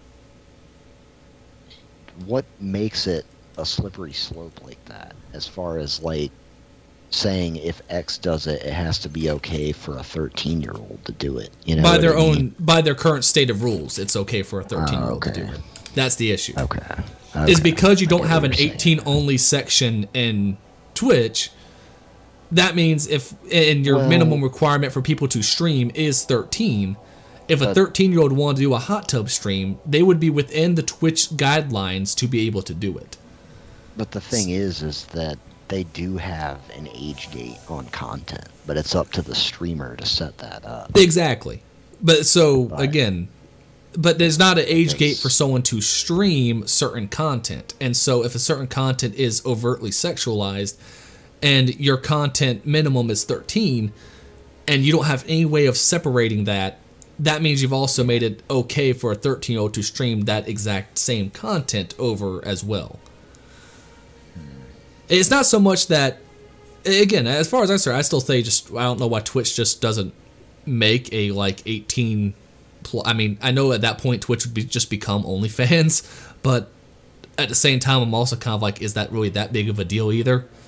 Like, I'm not saying that stuff shouldn't exist on Twitch. I'm just saying just be upfront with it and Yeah. just be like, hey, here's the 18 over section of streaming on Twitch. Here's the under section for streaming on Twitch. Done. That's how, and the way I look at it too is that if that's how women want to make money, fuck it. You Yeah. make fucking bank with OnlyFans. I mean, on a Like, if moral front, you're- I disagree with it, but a simple way of putting it, like, obviously, you have the right to do whatever you want. I mean, obviously, Oh, there my, was somebody like my values there's aren't the a same friend as of others. mine, and she has an OnlyFans, and like basically hers in her case is literally the definition of tasteful modeling. You know what I mean? It's not like she's not like butt naked spreading her ass cheeks in front of a camera type of stuff. And so, not that I have seen her content, but I trust her enough when she says like, hey, this is, you know, the deal, that I'll say, yeah, like, I believe you, that it's really not all that bad. But she had somebody just like keep harassing her over and over and over about like, you know, like if I, you know, wanted to do that, I'd just hire a hooker and, you know, blah, blah, blah, blah, blah, blah, blah. And like she just like would not let it go. And I So don't here's- know, it was just weird. But here's the thing is that same person is now going around to everyone, like in our little community. She like purposely seeks out people that she knows are Canadian streamers and just like comes in and it's just like, so what do you think about people that have OnlyFans and shit like that? And I'm just like, you're a fucking psycho. Yeah, well, it's like how, Like, I holy mean, shit. to a point, I would kind of agree, but I wouldn't agree with the sense of going into other people's stuff just to harass them over it. I Yeah. mean, I have a live and let live kind of philosophy. I morally disagree with the idea of OnlyFans. With that said, I just won't use OnlyFans. I mean, What do you disagree? I'm not saying like you shouldn't find it disagreeable, but I'm just curious, like what do you find disagreeable about it? You know? what I mean? I guess there's multiple aspects, but I will just say, just in a blank statement, that I do think that sexualizing yourself for money is not morally a good thing. I don't believe it is. I believe that is something that is, I believe that is something more than just a regular action. Like, I wouldn't put, like, some people say, well, sex is just an action, you know, it's no different than if you went out and played basketball, you know, it's just an action. I disagree with that statement. I do think it's something more than that, so I think the idea of selling it for any bit of profit in any sense of the word is morally wrong. I don't think people are bad people for doing it. I just think, in the same way I would say that, hey, getting drunk is morally wrong. Okay, of course, I still will get drunk every now and again. I just Yeah. still, again, that's the way I kind of look at, I guess, morality isn't a total black and white thing either, in the sense of you should never do anything that's moral. No, I think, you know, there's a time and place for certain things, and there's certain things I don't cross the line with and certain things I do. And if other people want to, say, you know, make an OnlyFans or view OnlyFans or, you know, in any way, that's their right. They have the ability to do with it. I'm not going to tell them otherwise. I would, like, if a friend of mine asked, hey, should I do an OnlyFans, I would probably say, Hello? yeah. Can you hear me? Hello? Can you hear me? I think I lost him. Nope, I'm here. Oh, okay. But I did get kicked out of the game. No. Yeah, you said, yeah, I think that it's, and then just everything kind of just went black for a second. No, I just say I think that selling anything sexual is morally wrong for the most part. 'Cause I believe it's more than just an action in general. It doesn't mean I think people should have the right to do it. Obviously, I'm of a firm belief that hey, if that's what you want to do, you don't have to have my same viewpoint. Obviously, that's not a big deal. With that said, obviously, if like a friend asks me, hey, should I do an OnlyFans? I'll give my honest opinion of. I'll say no. I think that, you know, sex as well as, you know, nudity and in general, I think anything sexualized is something that's should be cherished and should just be between two people for the most part. It doesn't have to be. I'm not saying it has to always be marriage, but I don't believe it's a good moral thing to sell a sexualized image of yourself in any way. I would say that's just not morally correct. But again, if people want to do it, then hey, more power to them. I just, you know, won't participate. Obviously, I'm not gonna make an OnlyFans account, nor am I gonna view OnlyFans accounts. Yeah. And I do think there is a difference, of course, between tasteful art versus sexualized imagery. Now, I do think there's a lot of people who do try to cover up their, you know, what is saying sexualized by saying it's art at times, and other people who, you know, I think that does happen. But at the same time, that's all up to the individual. That's all up to, you know, individual people to make these decisions. I don't advocate for it. I would advocate against it, but only in the sense of, you know, explaining my viewpoint to someone who I hope to convince, not so much of, you cannot do this, you know what I mean? So, I also just kind of find, I think it's also a very bad trap and habit for a lot of men as well, where, for one, they have shown pornography to be just as addicting as hardcore drugs. Oh God, yeah. Oh God, and so yeah. I think when you're participating in a system that basically survives off the, in a way, addiction of others, is also, again, morally wrong. Like, yeah. and there is a lot. I'm not saying anyone that you know, and again, I know some people who have OnlyFans too. I'm not saying that, you know, everyone does this, but there is a very large case of where people are also manipulating young men in the sense of, you know, acting, you know, they act like they're their friend. They act like they care when they really don't. And I think that's also very just negative. Very like if I acted like I was your friend and then, you know, you gave me $20 every now and again, people would say that's bad. People would say that's mean. But there's a lot of people who would defend just that on OnlyFans. And I just, again, I think that's also, and not just OnlyFans, but also really all systems like that, whatever, you know, Snapchat, Premiere, and all that stuff too. I disagree with it on a moral front. I just don't think it's authentic, nor do I think it's healthy. So I think it's just a combination of just my opinion on what sexuality, or, you know, what sexual things are in nature, versus, as well as my opinion on, really the problems with pornography and other sexual content out there as an addiction for a lot of young men, and a lot of old men, just men in general. And there's some females too. There's some females who have porn addictions. I just don't think it's a good thing to participate in. I just think there's too many negatives in a moral front for me to ever advocate for. Again, I don't think everyone's bad for doing it. And again, everyone has a right to choose for themselves. But it's not something that I just personally advocate for or agree with on a moral front. And again, I used to be like heavy into watching porn and stuff like that. But it also was to a point where I was almost in a bad spot because I was watching too much. Like, I mean, hell, I had a hard time having sex because I watched too much. Like, and that is a serious problem. My ED rates are the highest among our generation than ever before. I mean, you're talking 30% in some cases of, you know, kids who are 18 to 20 years old having erectile dysfunction. That's higher than some people in, you know, some generations who are in their like 60s and 70s. So, there's some major problems when it comes to pornography in general as a whole that have just kind of changed my opinion on it all. And again, it's not to say I don't ever do it anymore. Like, very rare, but you know, I mean, none of us are perfect. And again, I'm not going to sit there, and again, I'm not going to like sit there and go to someone's stream and go, you do porn, you piece of crap. Like, you know, like that. No, I just, Well, You- that's just at that point. That's just putting someone down to make yourself feel better. Yeah, it's also just, again, like my general philosophy is don't be a dick. Like, that's my general philosophy on most things, and that's being a dick. even if I might agree with your overall stance, you're still a dick, and I don't like you. Yeah.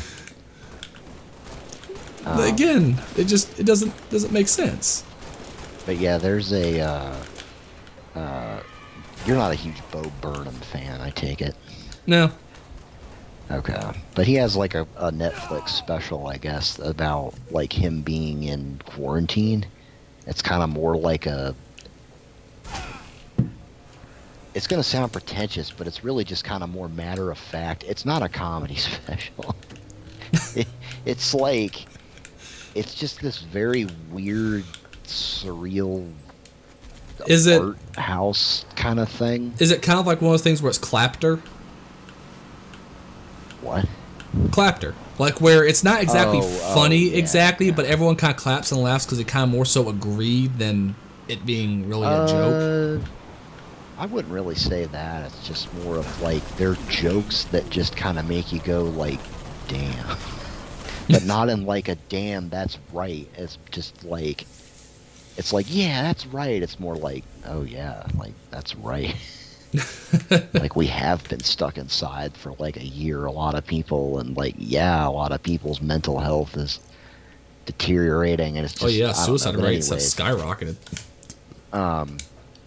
But he has one of the songs on there is called Welcome to the Internet, and it basically talks about like the huge excesses of the internet and like what internet culture has done that's actually kind of degraded Oh yeah. our yeah. society as a whole. And it has been a lot that has degraded, I would say. I mean, again, I think the pros outweigh the cons of a lot of it all, but Yeah. to say there isn't cons is like, because there's some people out there who go, none of this is bad, not a bit of it. And it's like, no, there's negatives to things. fact- We shouldn't the throw the fact baby that- out with the bathwater, but there is negatives. The fact that on TikTok right now, if I knew how to look for it, I could find the video of a 9-year-old being beheaded is kind of reprehensible. Yeah, completely. Like, that's a con. But a pro is what we're doing right now. Yeah, The fact that we're hundreds of miles away and still just hanging out. being able to play video games and hang out instead of having to, write letters with a Pony Express. I hope this letter finds you well. Yeah. It's been many moons since we last spoke, but I have a son. I pray he makes it Imagine, past the like, if winter. could you imagine if I never fucking knew until you wrote me a letter? And, like, that was a common thing. Like, that's part of why, you send yeah. letters out of, a picture of the baby with, and saying, like, hey, we have a baby now. Like, that's part of why you still do that to this day. It's more of a tradition now than it is, Oh my god. oh my Jesus. That seemed like a lot more than 4 people It for some did. reason. I rounded that corner and I was like, oh my god, and the entire fucking army. That was actually almost kind of creepy. I like highfalutin, man. That's just a funny gamer tag to man. Oh jeez. Because I use highfalutin a lot, in conversation, so. Anyways. Yeah, there's a lot of bad with the internet, but also a lot of good. Again, the fact I can also just listen to a fucking book, while I'm driving in a car. I mean, it's made what normally would be downtime for a lot of people to still be educational. You know what I mean? Like, they can still get... Yeah. Well, I think, in essence, that's kind of one thing that I am almost kind of against in a way, is that there is no downtime anymore. Well, yeah, that's also very that true. There's always, a connection somewhere, somehow. Which is obviously why I advocate for things like, meditation and getting out in nature and stuff like that. Oh, because yeah. I think and just, that and everyone not needs having to. to take a photo of yourself doing it either. Yeah, exactly. Do it because you want to do it, and because it's genuinely pleasurable to do. Like, don't get me wrong, I might start doing like a Monday meditation stream, but I'm not going to do it every other day of the week. Yeah. But I got like, this sounds like really hippie-ish what I'm about to say. So like at the park, there's like a nature walkthrough and there's a pond out there and all stuff. And there's like this rock I can get out to in the middle of the pond. I can just like sit out in the middle of this pond, in the middle of the woods, and just meditate. Like it sounds so Get you some pipe weed here in a second. It sounds so freaking stupid when I say it out loud, but it's like, it's so nice. It's great. Well, it's just, I don't mean romantic as in like. I know what you mean, like the traditional romantic Yeah. sense. Yeah. But I think you've always kind of been that way in a lot of ways. To a point, yeah. I think meditation is just another way that it's kind of manifested itself. Oh yeah, yeah. And well, I've always said, God. and there's many ways people can meditate. Like I still say, like for people who are heavily religious, just sitting down in prayer for like 20 minutes at a time, and that is a form of meditation as well. Anytime you're kind of just alone with your thoughts is meditation. So, oh geez, that person got smoked. Well, because like my dad used to surf by himself. Yeah, and I would consider, and for a lot of people, that they would consider that a form of meditation as well. Hiking, obviously, is if you're doing it by yourself with no music, no nothing, just out there in nature. That's definitely a form of meditation. Runners talk about kind of that clarity they get when they run without any music, any books, anything. I'm not a big fan of it. I prefer listening to a book while I run, but. I would never listen to music while hiking. That's just not me. Just I think that beats the whole fucking purpose. Like I don't really I'm here know to what get, I would be. yeah, I'm here to get in Is it touch with happening nature. again? Can you still hear me? Yes. Oh, what? That should have killed him. Yeah. I can hear you. Sorry, it happened again. Are you gone? No, Oh, I'm still in the game, but it just froze up. yeah, it just because I always know because the timer stops, and then the screen will just go black for a couple seconds, and then I'll be back. But gotta it's say, storming I like crazy. It is do like literally escalation. stormed every day that we have done this for like the past week. Like Yeah. every time that we've done this, it's been raining like crazy, and it affects my internet. Maybe Monday will be good. Maybe, but I think it's just, I don't know, I just get tired of this constant, just dreary bleh. It actually starts, not to depress me, but it just, like, I wake up and I'm just like, like, Oh, it depresses me. Like I'm like when the weather's all dreary, I just want to stay indoors and do nothing, and like I don't like that. yeah. And seasonal affective disorder is a very Real thing, yeah. I wouldn't really say that I have that, though, because, like, I actually kind of like it when, like, I don't have to do anything. Or just be like, yeah, now I can get all cozy, you know? See, my problem, Well, like, it's I'll sunny like out. not even want to do, like, make a video or anything. Like, I just won't want to do anything at all. I don't know.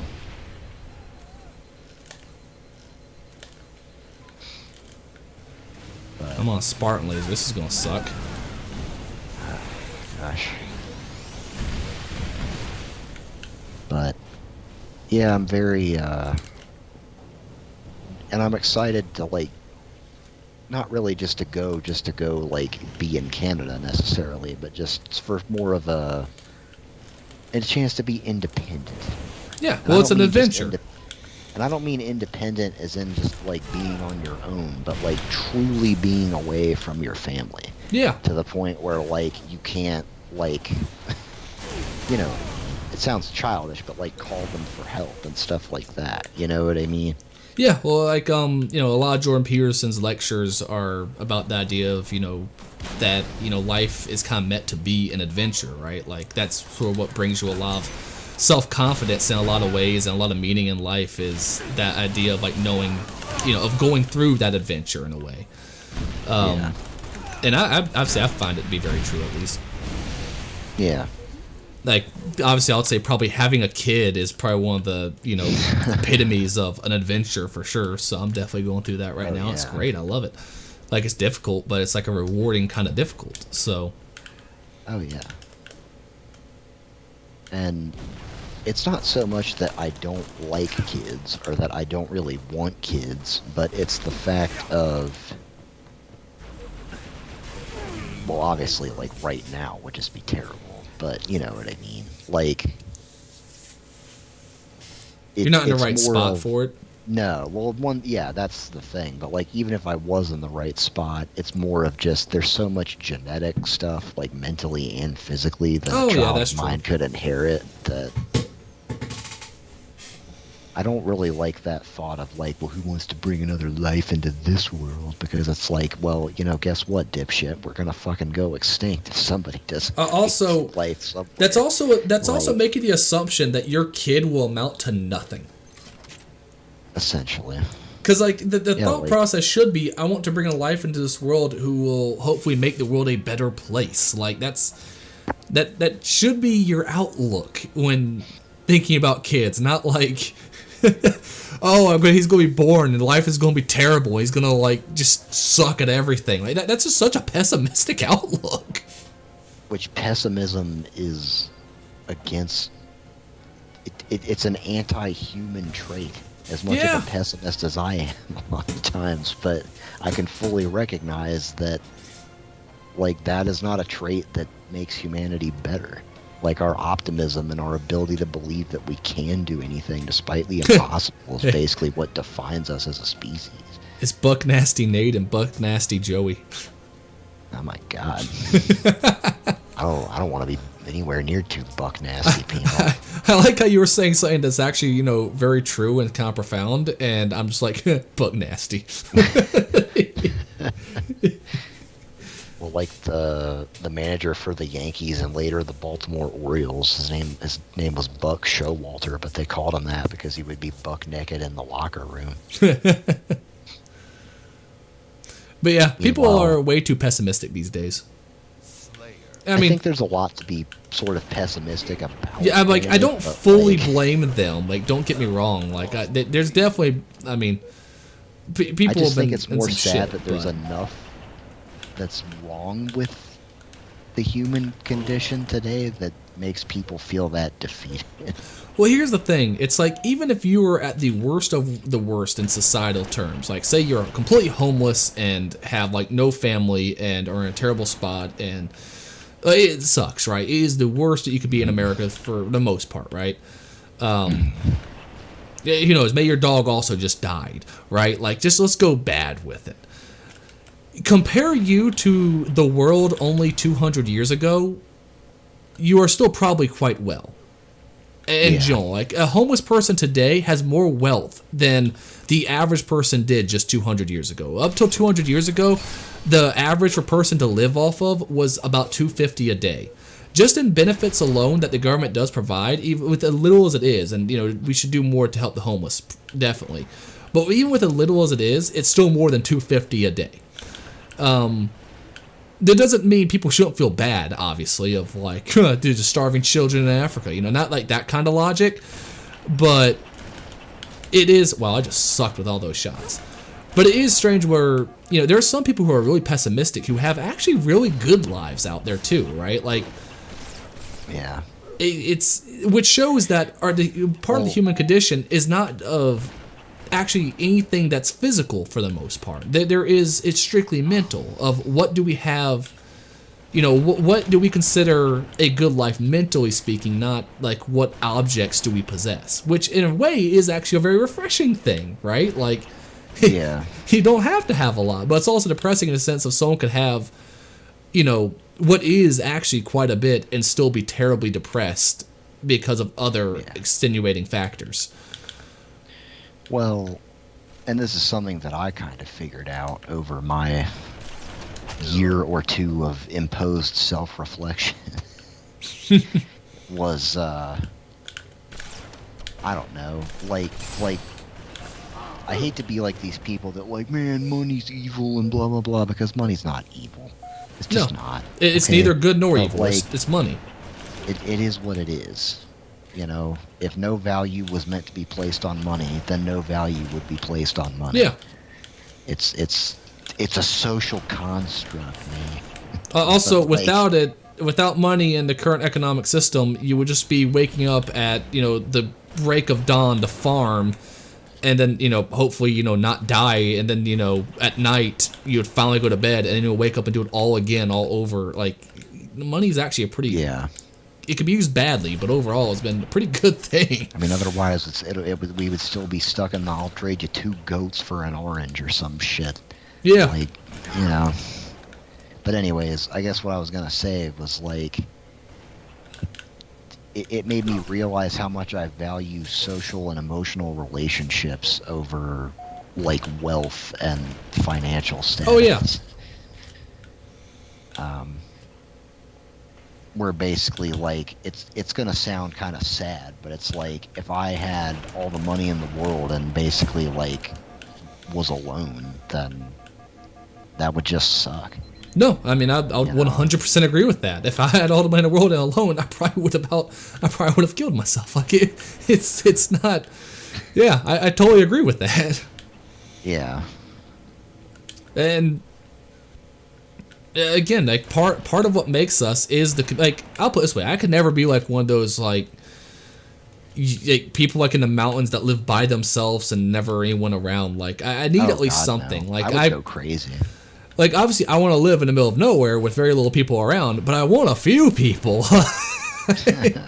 And, like, I still want my family and you know, and stuff like that, right? Like, if you know, I'll put it this way: like, before I was married and had a kid, I was perfectly fine living in a city and stuff, right? Because, you know, a lot of people, you can always find people to talk to, all sorts of stuff like that. Now, you know, I'm comfortable with saying I want to live in the middle of nowhere. Yeah. But I'll say, Kids being homeschooled, it's like, what the hell? What do you have to lose? Yeah. And I mean, Public schools are just a fucking mess. Do what is? I said public schools are just a fucking mess. Oh yeah, no, they are awful. They are awful. We are, as survivors of the public school system. It wasn't that bad, but it wasn't that good. But here's the thing: we went to a rather good public school system, and still, how many teachers molested students? And I mean, to be honest, how many people like that we know have actually like retained their knowledge? Not entirely. Like applied it and retained it, which that's kind of. Well, I'd also say this: how much of that knowledge was actually worth retaining in the first place for a lot of people, for what they need in their day-to-day activities and what they need to survive in the real world. Yeah. Like, don't get me wrong.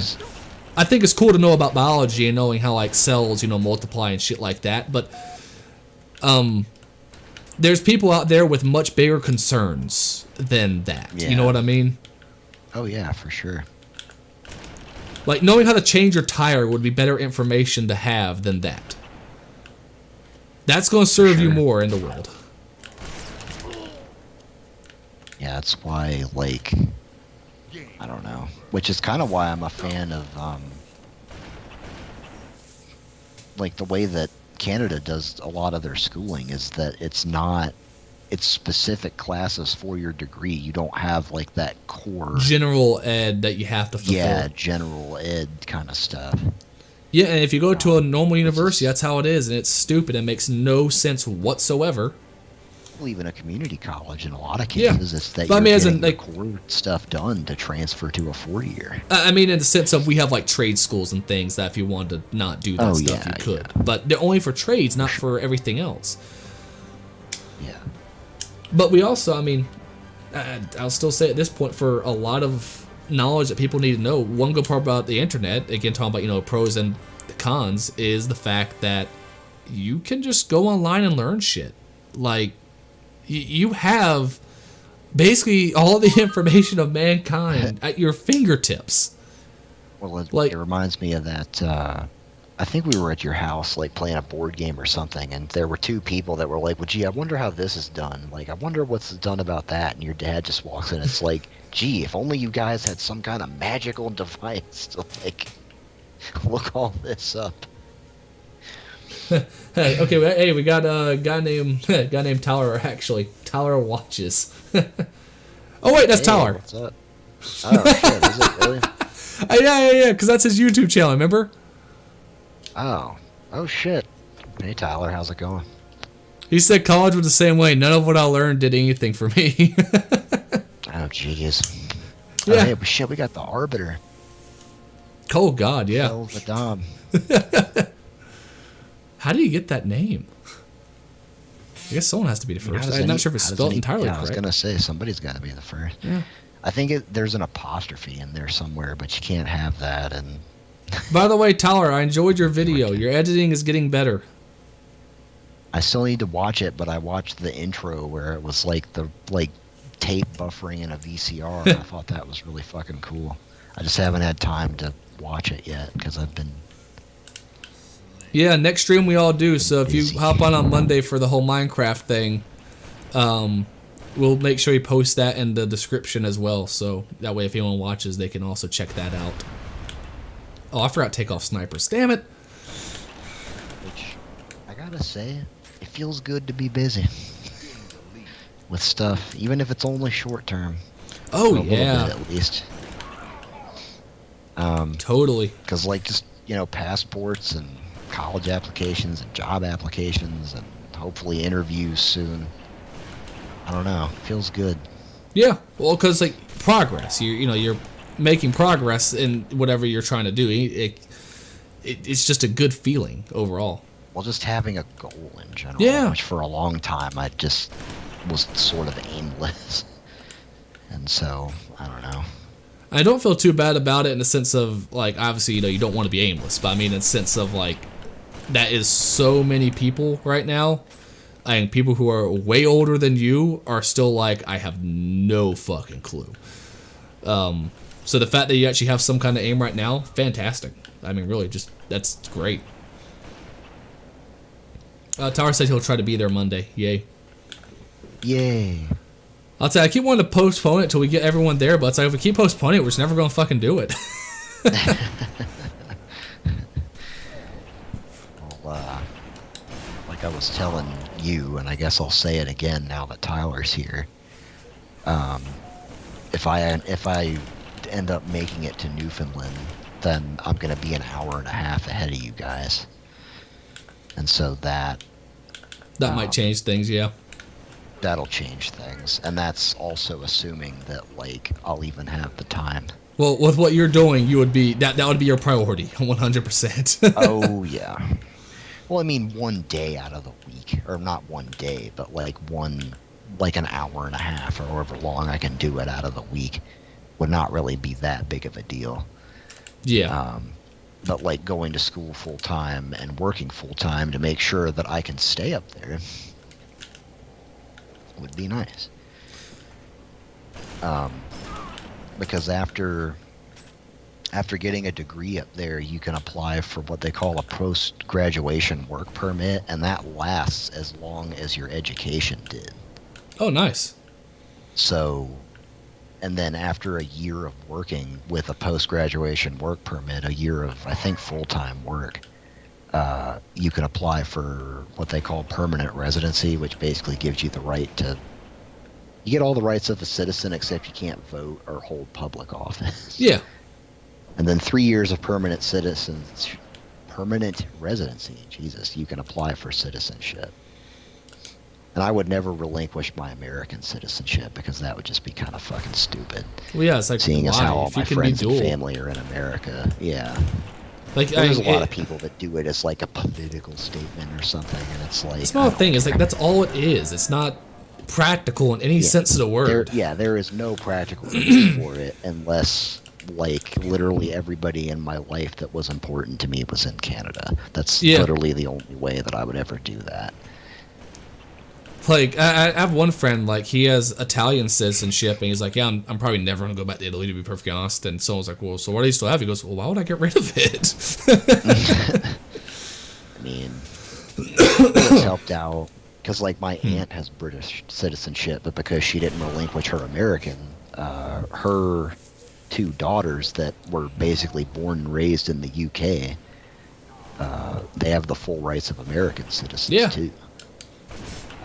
And one of them lives in Baltimore, so that's, you know, and I think she's pretty much content to just say like, hey, like I'm gonna live here now, which Yeah. is kind of funny because like my aunt has a mix of a British and like Southern accent because like she spent so much time over there that her accent's just kind of morphed that way. And now my cousin, who has like a full like English accent, is like saying stuff in an American way. So it's like the reverse hybrid, basically. Because I she'll just be found it like, "How are funny." you, dude?" And it literally just has like no accent at all anymore. I can kind of turn off my accent when I need to, for the most part. Like, just because public speaking has kind of just, you know, I've kind of had to. Yeah. But I definitely lost a lot of my southern twang, I guess. People Unless I on start. Twitch can't even tell where I'm from. Yeah, I'll Which I don't believe know that if for you. that's a good thing or a bad thing. If I'll I be start like, yeah, I drinking, have I'll kind start of a having a bit southern- more of a southern accent. Well, because even I'm like, yeah, I have kind of a southern drawl and like the way that like I don't really talk all that fast. I was about to say, You we know what I speak mean. slowly. Yeah, and so, but I guess like if people don't have exposure to southern accents beyond just like movies and TV shows, then I can kind of see that. But Yeah. it just made me curious to like wonder like if I end up spending a lot of time up there, will I start getting like a Newfoundland accent and start talking like that fucker on South Park that wants to sodomize his boys or whatever? Just be like, you folks is going the wrong way. The Prime Minister made soccer illegally. So I start so talking like that. Just tell me to shut up, please. because I don't know why. I guess I have a case of like mirroring somewhat when it comes to like when I'm talking to a lot of people, and You know so what that means? do what? You know what that typically means? What? Is that you're very empathetic and intelligent. Oh, Because I if thought it was you gonna be start something to bad. I actually- thought it was gonna be like something like No. you're like sadistic fuck that doesn't care about people No, and no, never no, authentic. I was gonna say, like, what like other people's accents are is actually a sign that like your brain like is very adaptive and adaptable to like different situations, So and, like different people and circumstances and stuff. I think the reason I did is because I was like so socially awkward for a long time. When I started getting more out there, like the only thing I could think to do was to like kind of mirror people, going like, you know, like kind of like, you know, fake it till you make it kind of deal. So Oh yeah. so like I didn't really have a grasp, I guess, of what was like me when I was like interacting with people. So I just kind of mirrored a lot until I kind of came to something. But even now, I still mirror quite a bit. Like if I go to like the Bronx, I'll start talking differently. If I go out to fucking if I'm like in fucking Vegas, I talk differently because people there have a different way of speaking as well. But Yeah. if I'm around a bunch of Southerners, my God. Yeah. So I 'cause, like- definitely mirror quite. Not only that, but also mirror posture a lot. I've tried to get a bit better about that because I feel weird mirroring posture, but it's something that I'm definitely aware of. Yeah. If I'm around a bunch of people slouching, I'll kind of slouch in a little bit and I kind of be in that same method. But I kind of don't like the fact I do that. I kind of. I almost do that on purpose because everybody used to point out that I walked like I had a stick up my ass all the time. Like my whole thing was I like, actually have to make a concentrated effort to slouch, which is kind of strange.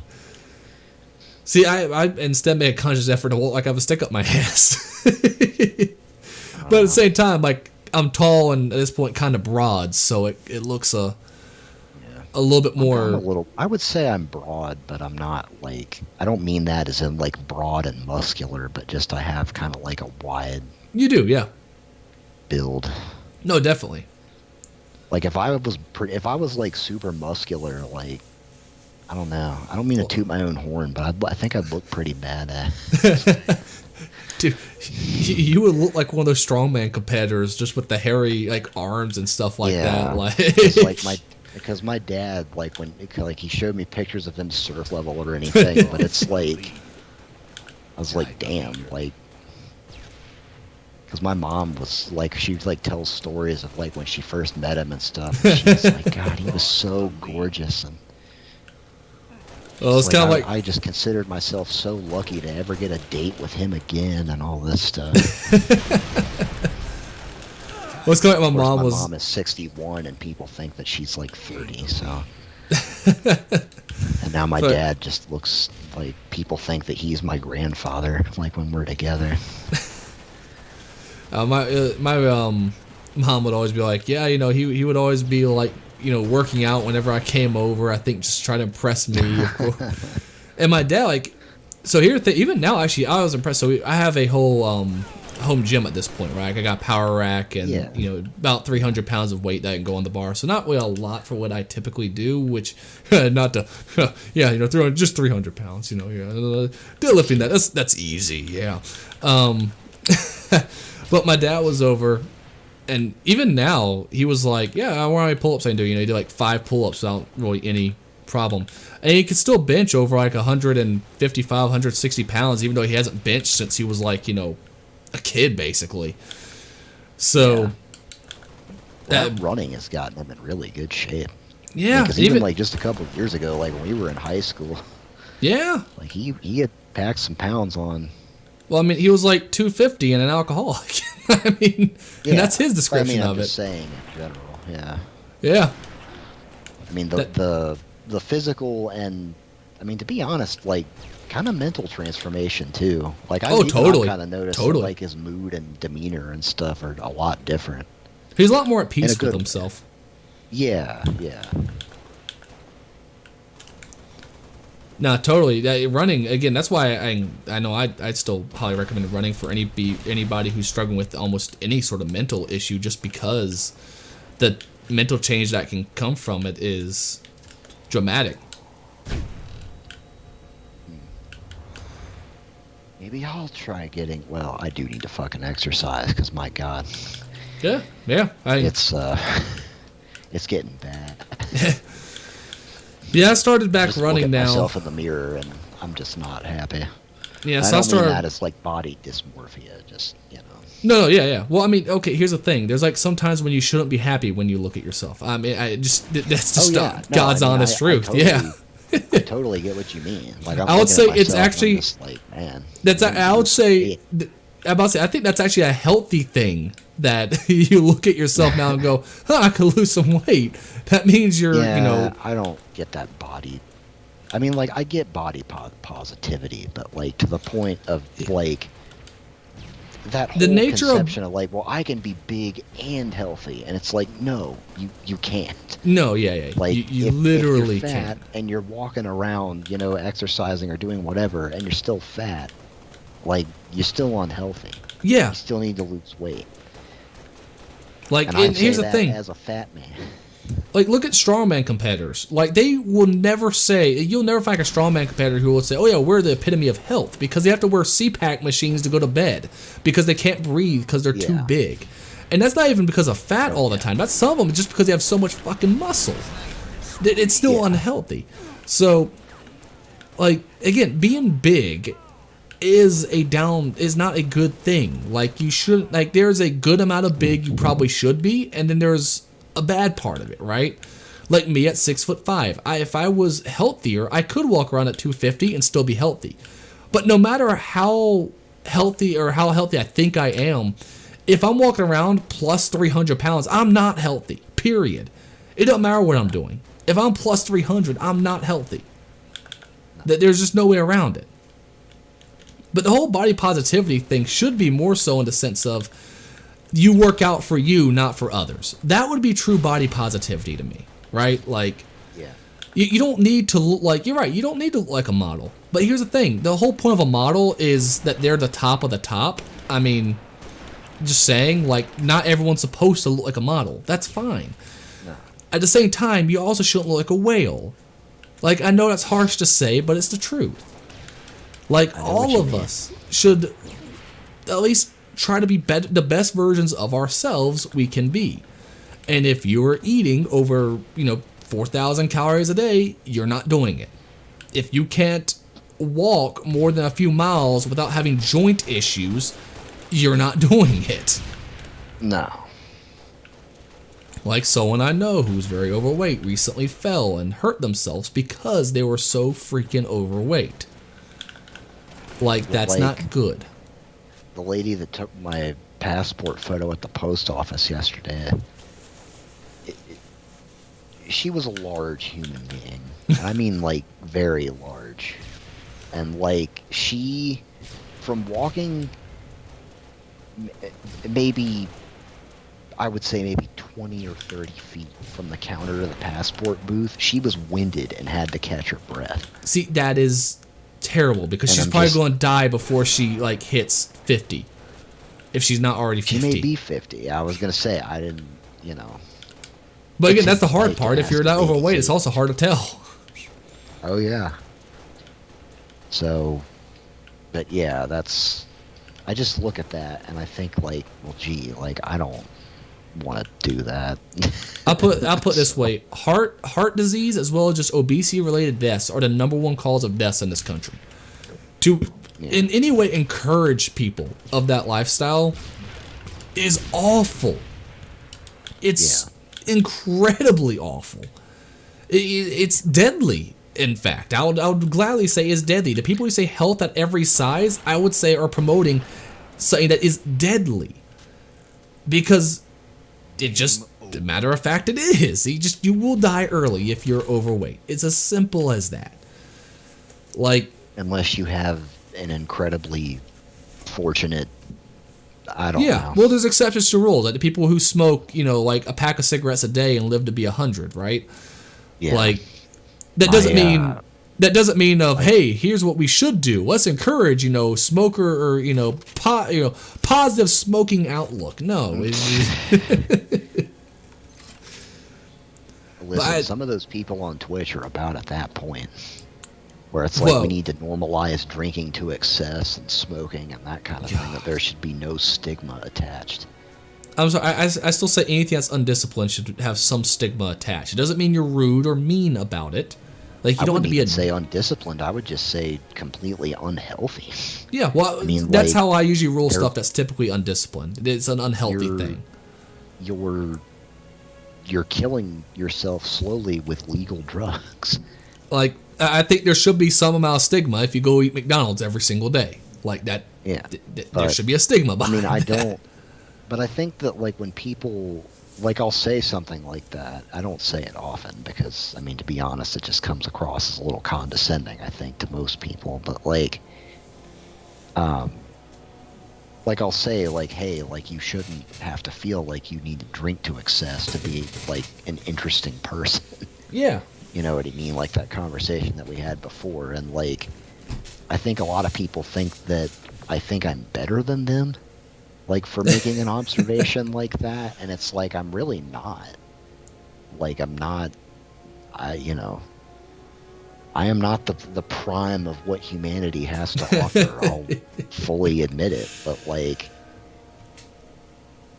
I don't know. When it comes doesn't to mean, that, I like- just feel like there's some truth to it, you know? Here's like a standard thing to usually do, like especially when you're an adult. Figure out who it is you look up to, and tell me, do they participate in all these things that they also you try to defend in a way, right? Like, and I don't mean you in particular. I mean as in general. Oh yeah, I know what you mean. Like if you pick up like inspirational people, very rarely will you find people who are outright alcoholics, who have no financial sense, who just smoke non-stop. Like typically the people you find admirable are people who are very responsible, who are somewhat disciplined in what they do, who, yes, might have fun on weekends, but at the same time actually works hard on the weekdays. Like, it's not, typically the people who we find admirable are people who are responsible and who are disciplined. Yeah. Which I think is a sign. And I mean, like, somebody that's trying to quit, like, smoking or drinking or whatever, like, I have the utmost respect for them. Oh, totally. And I don't envy their position at all, because, like, that's got to be really fucking tough. Because there's we've become closer, I guess, through months of talking to each other and stuff, just knowing each other. But she's, I guess, about in her early 30s, but she smoked for a long time, and she's been trying to quit on and off for like 7 years. God. And so, and like she says, like I'll be fine, and then like the second that something even remotely stresses me out, or if I get in like a situation where I feel like I have no control, the first thing I do is reach for a cigarette. Yeah. Like go to the store and buy a pack, and I'm like, well, something that I suggested, and this is just what I've heard from somebody that's an ex-smoker, is when you get to that like point of no return, like, oh man, I have to have a light, you know, or else I'm just gonna just go crazy or whatever you feel like, buy a pack, look at it, and then throw it away. Yeah. And then you will realize how much money you are wasting on that habit. Yeah. And how much you depend on that habit, and how much you don't need to depend on that habit. Well, again, like, so that was one tip from that one guy. yeah, like, I mean, I used to have a habit of, you know, anytime I had a big speaking engagement, I would drink beforehand. Like, that was... Yeah. And I didn't get, like, drunk, obviously, but I had a drink beforehand. Liquid courage, or Yeah. whatever they'd call it. Yeah. Just kind of loosens you up a little bit. And Yeah. don't get me wrong, did it work? Yes. But it built up a bad habit where, like, I didn't feel confident if I didn't have just... Again, it's not even I was getting drunk. Yeah. It just, if I didn't have one drink, it's like everything felt off. So I wasn't Yeah. really gaining much skill as a public speaker like I should have. Like, I was just... You know, a lot of it was in my mind, and I had to kind of break that habit. You know, now, like, obviously, Yeah. I'll go to an event, and I might still have a drink before I speak, or I might not. It's just totally up to what I decide at this point, because now I have the self-confidence to, you know, deal with that. I'll have a water Yeah. a lot of times now instead. The one thing I definitely avoid is coffee, because I'll start rambling like way too much in a speech if I do coffee. I'm like, yeah, and then we do this, and you just don't understand, man. It does this, and this. Like, I get like too into it. So coffee throws me off my game tremendously.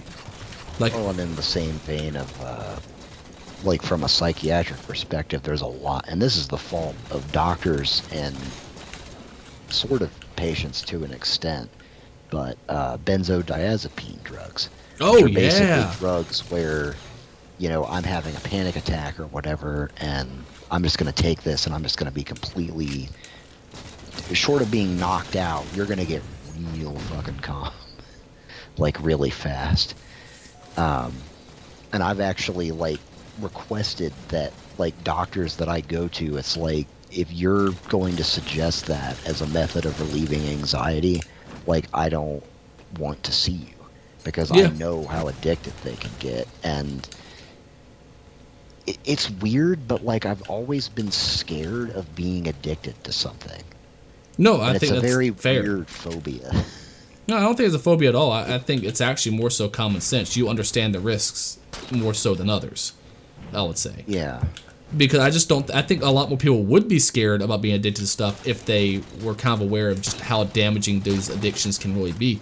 It's like pain medication, like how often that's, you know, Yeah. given to people. Or, Yeah. to be honest, opioids are hugely overprescribed. totally, and I still think anti-anxiety and even antidepressant is still totally overprescribed. Mostly Yep. because I still truly do think, though obviously there are some people who have major issues, the first thing that every Yeah. doctor should suggest and every patient should try is healthy living before you take drugs. You'll be amazed at how much of a perspective it gives your life when you just sit there and go on a run. Like, things clear up. Yeah. Like, that was my big thing, is that when I started feeling like I wanted to, like, start, like, doing stuff like cut again, I would just go for a run.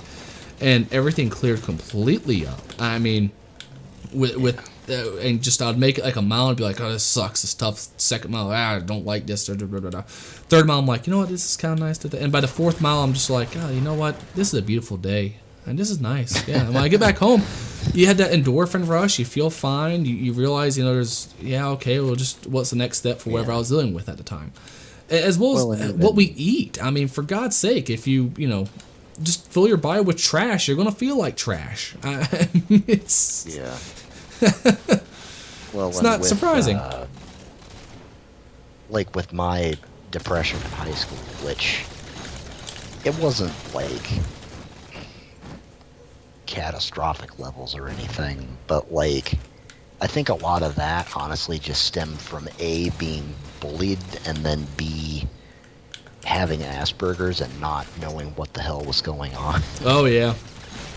But I got prescribed antidepressants like right off the bat, and like, to be honest, they helped at first, but then when the schizoaffective stuff started coming around, guess what type of drug is the worst thing for people like me to be on? Antidepressants. So I don't know, it just, I mean, I can't change anything that's happened already, but like it's made me very aware of sort What of the medications? psychiatric process. Yeah.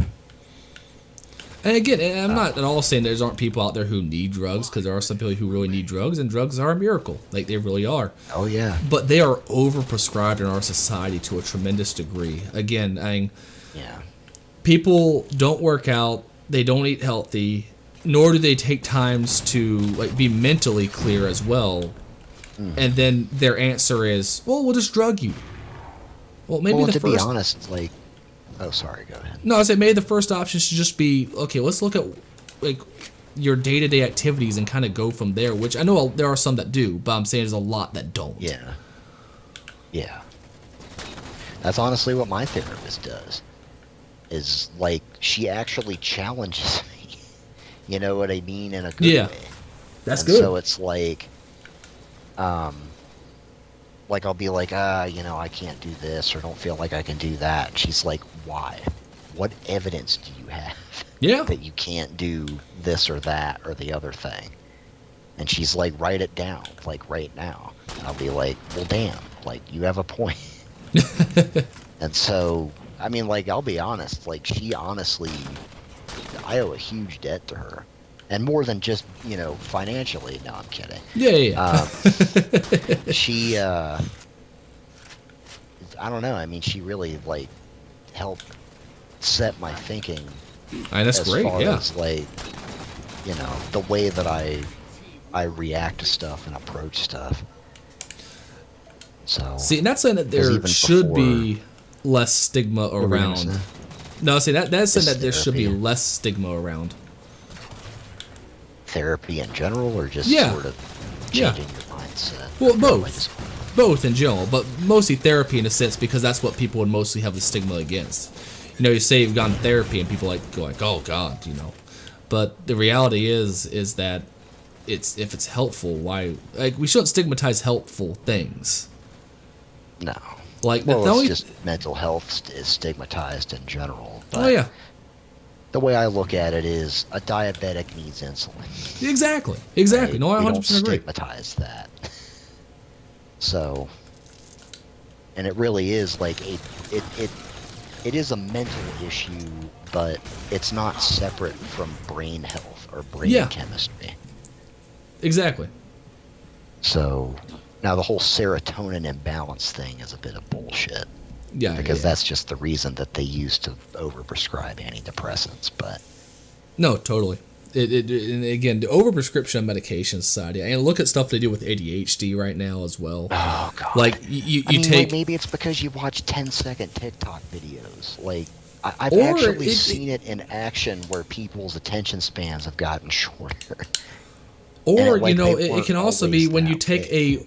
a young boy and strap him to a desk and say learn while this person talks for hours and hours and hours. Oh yeah, And you go, well, I don't know why they're not paying attention.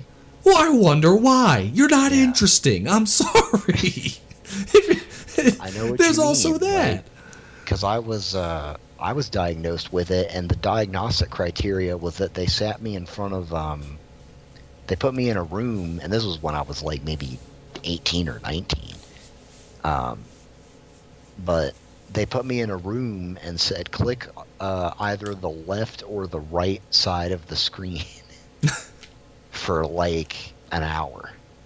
And naturally I start fidgeting. I start looking around saying, like, when the fuck is this going to be over? That would and they drive me diagnosed me as insane. severely ADHD because of that. And then they put me on medication and figured out that the medication wasn't even helping at all.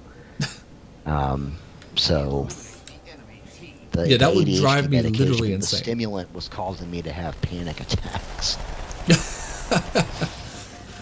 Which to me kind of says, gee, maybe I don't need to be on a stimulant. But Hey, here's the also thing, like, kids also need to learn how to overcome their own boredom as well. But when you sit there and Yeah. just drug them, they never learned that skill. no. Like, I learned to overcome it, frankly, mostly because of church. Because, I mean, let's be honest, as a kid, what's more boring than sitting for a straight hour chanting and then, of course, singing or just chanting different songs and listening to some dude talk about God all day? Like, obviously, I'm a Christian. I still go to church, but as a kid, it definitely makes sense that it's not really very entertaining. But like, Deal obviously, as What a were you kid gonna though, I say? learned. But as a kid, I learned how to also deal with my own boredom in a way. The only thing that I really remember from Sunday school for some reason is when they were talking about a covenant being made. And you were like, oh yeah, like the covenant from Halo. And they just kind of like looked at you like, you just shut up. And I thought it was funny. I Yeah. didn't give a fuck about Sunday school. I don't think they realized that I wasn't dead serious. Like, oh yeah, just like Halo. No, it was a joke. I think, yeah, you were either joking or just like being a kid and just referencing something that Yeah. was familiar. Most used to joke around by it's going not. like, yeah, like Halo. You know, it's a covenant, same name. Isn't that funny? Yeah. Yeah. I think it was more of just like, I don't know. You were kind of unfairly viewed as a problem child a lot of times. And so, Partly like, unfair, educators and partly stuff sort fair. of- Yeah, but I mean, to me, it's like you shouldn't forever, like, label somebody that way. You know what I mean? Oh no, yeah. Like, if they're making actual effort to change, then they shouldn't be a problem child all the time. I mean, because, like, let's be fucking real. My nephew is, like, 10 times worse than you ever were as a kid. I mean, like, to his own parents, to his grandparents, to me, to, like, basically anybody except other kids. He is just, like, a complete asshole, too. And I mean, you didn't even have that. You know what I mean? Like, you respected adults and respected, you know, your peers and that. And I will say this, my assholeness was more so of ignorance, more so than really trying to be an asshole. Most of the time, yeah, I would say so. Yeah. Well, because, like, I don't know. Well, it just kind of bugs me when they're like, I don't know. Because, like, when my nephew will do something, they'll be, it's kind of fucked up, but they'll be like, well, I mean, that's kind of similar to stuff that James would do, and I'm like, is it really? Because, like, I mean,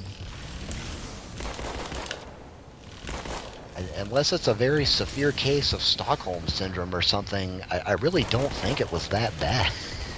And also, that even if that's the case, that should be a good thing. Like, I turned out all right, but I went It's through. not. It's not really that it's a good thing. It's more of just like they just. I don't know. My parents just do that. They like to compare people. It's frustrating. I think a lot of people do. I think that's kind of a very kind of common thing in general. Yeah, but I don't like it. I don't either, because I mean, everyone's kind of They're very their own person. unique. Yeah. Yeah. Hey, if I get a kill, we'll win. Oh really? Ah, come on! I hate the sword. Damn it! They're gonna win just because I can't get a damn sword kill. Yes, I got a sword kill. Awesome. All right, one more game and that's it for tonight. Yeah, it's already close to midnight. Yeah. Jeez. Yeah, it is kind of amazing how much I think we all changed. Yeah. I definitely like changed a shit ton. Even I changed, and I mean, I don't know. I hope it's for the better. Yeah, I think about everyone has. 'Cause, yeah. Well, just as far as, I don't know. Even take Nick 10 years ago. You know Yeah, what I no. mean? Take anybody 10 years ago.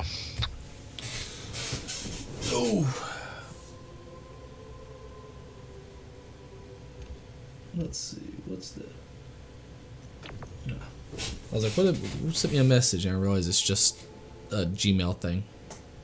Oh, I hate it when that happens. Yeah. Chunky orangutan.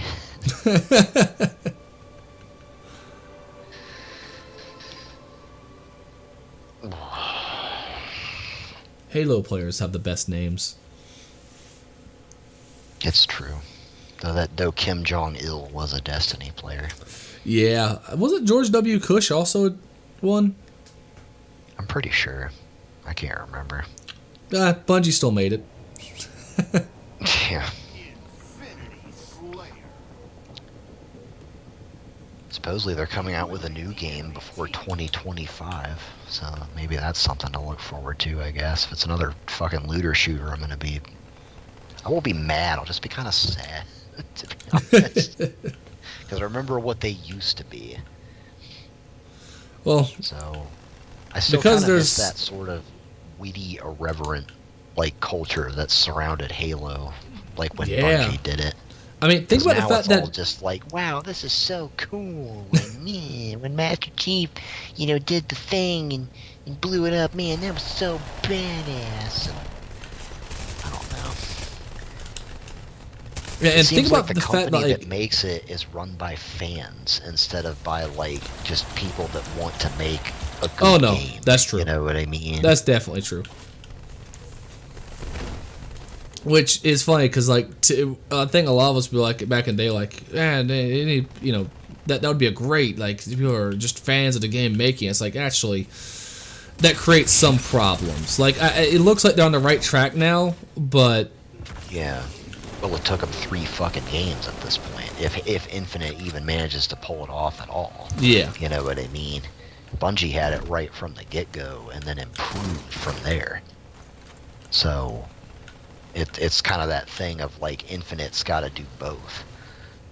Because 5's campaign was shit, but the multiplayer was pretty good. And then 4's multiplayer wasn't bad, but there was no reason to stick around with it. And Infinite's got to have it's got to have a good story, and it's got to have that PvP hook. yeah. And it's also got to be something that can keep on bringing them in money, the same way Halo 5 did. Yeah, which they're going to have microtransactions. That's already Yeah, a thing. And it's just about how I mean, bad they're- will they be.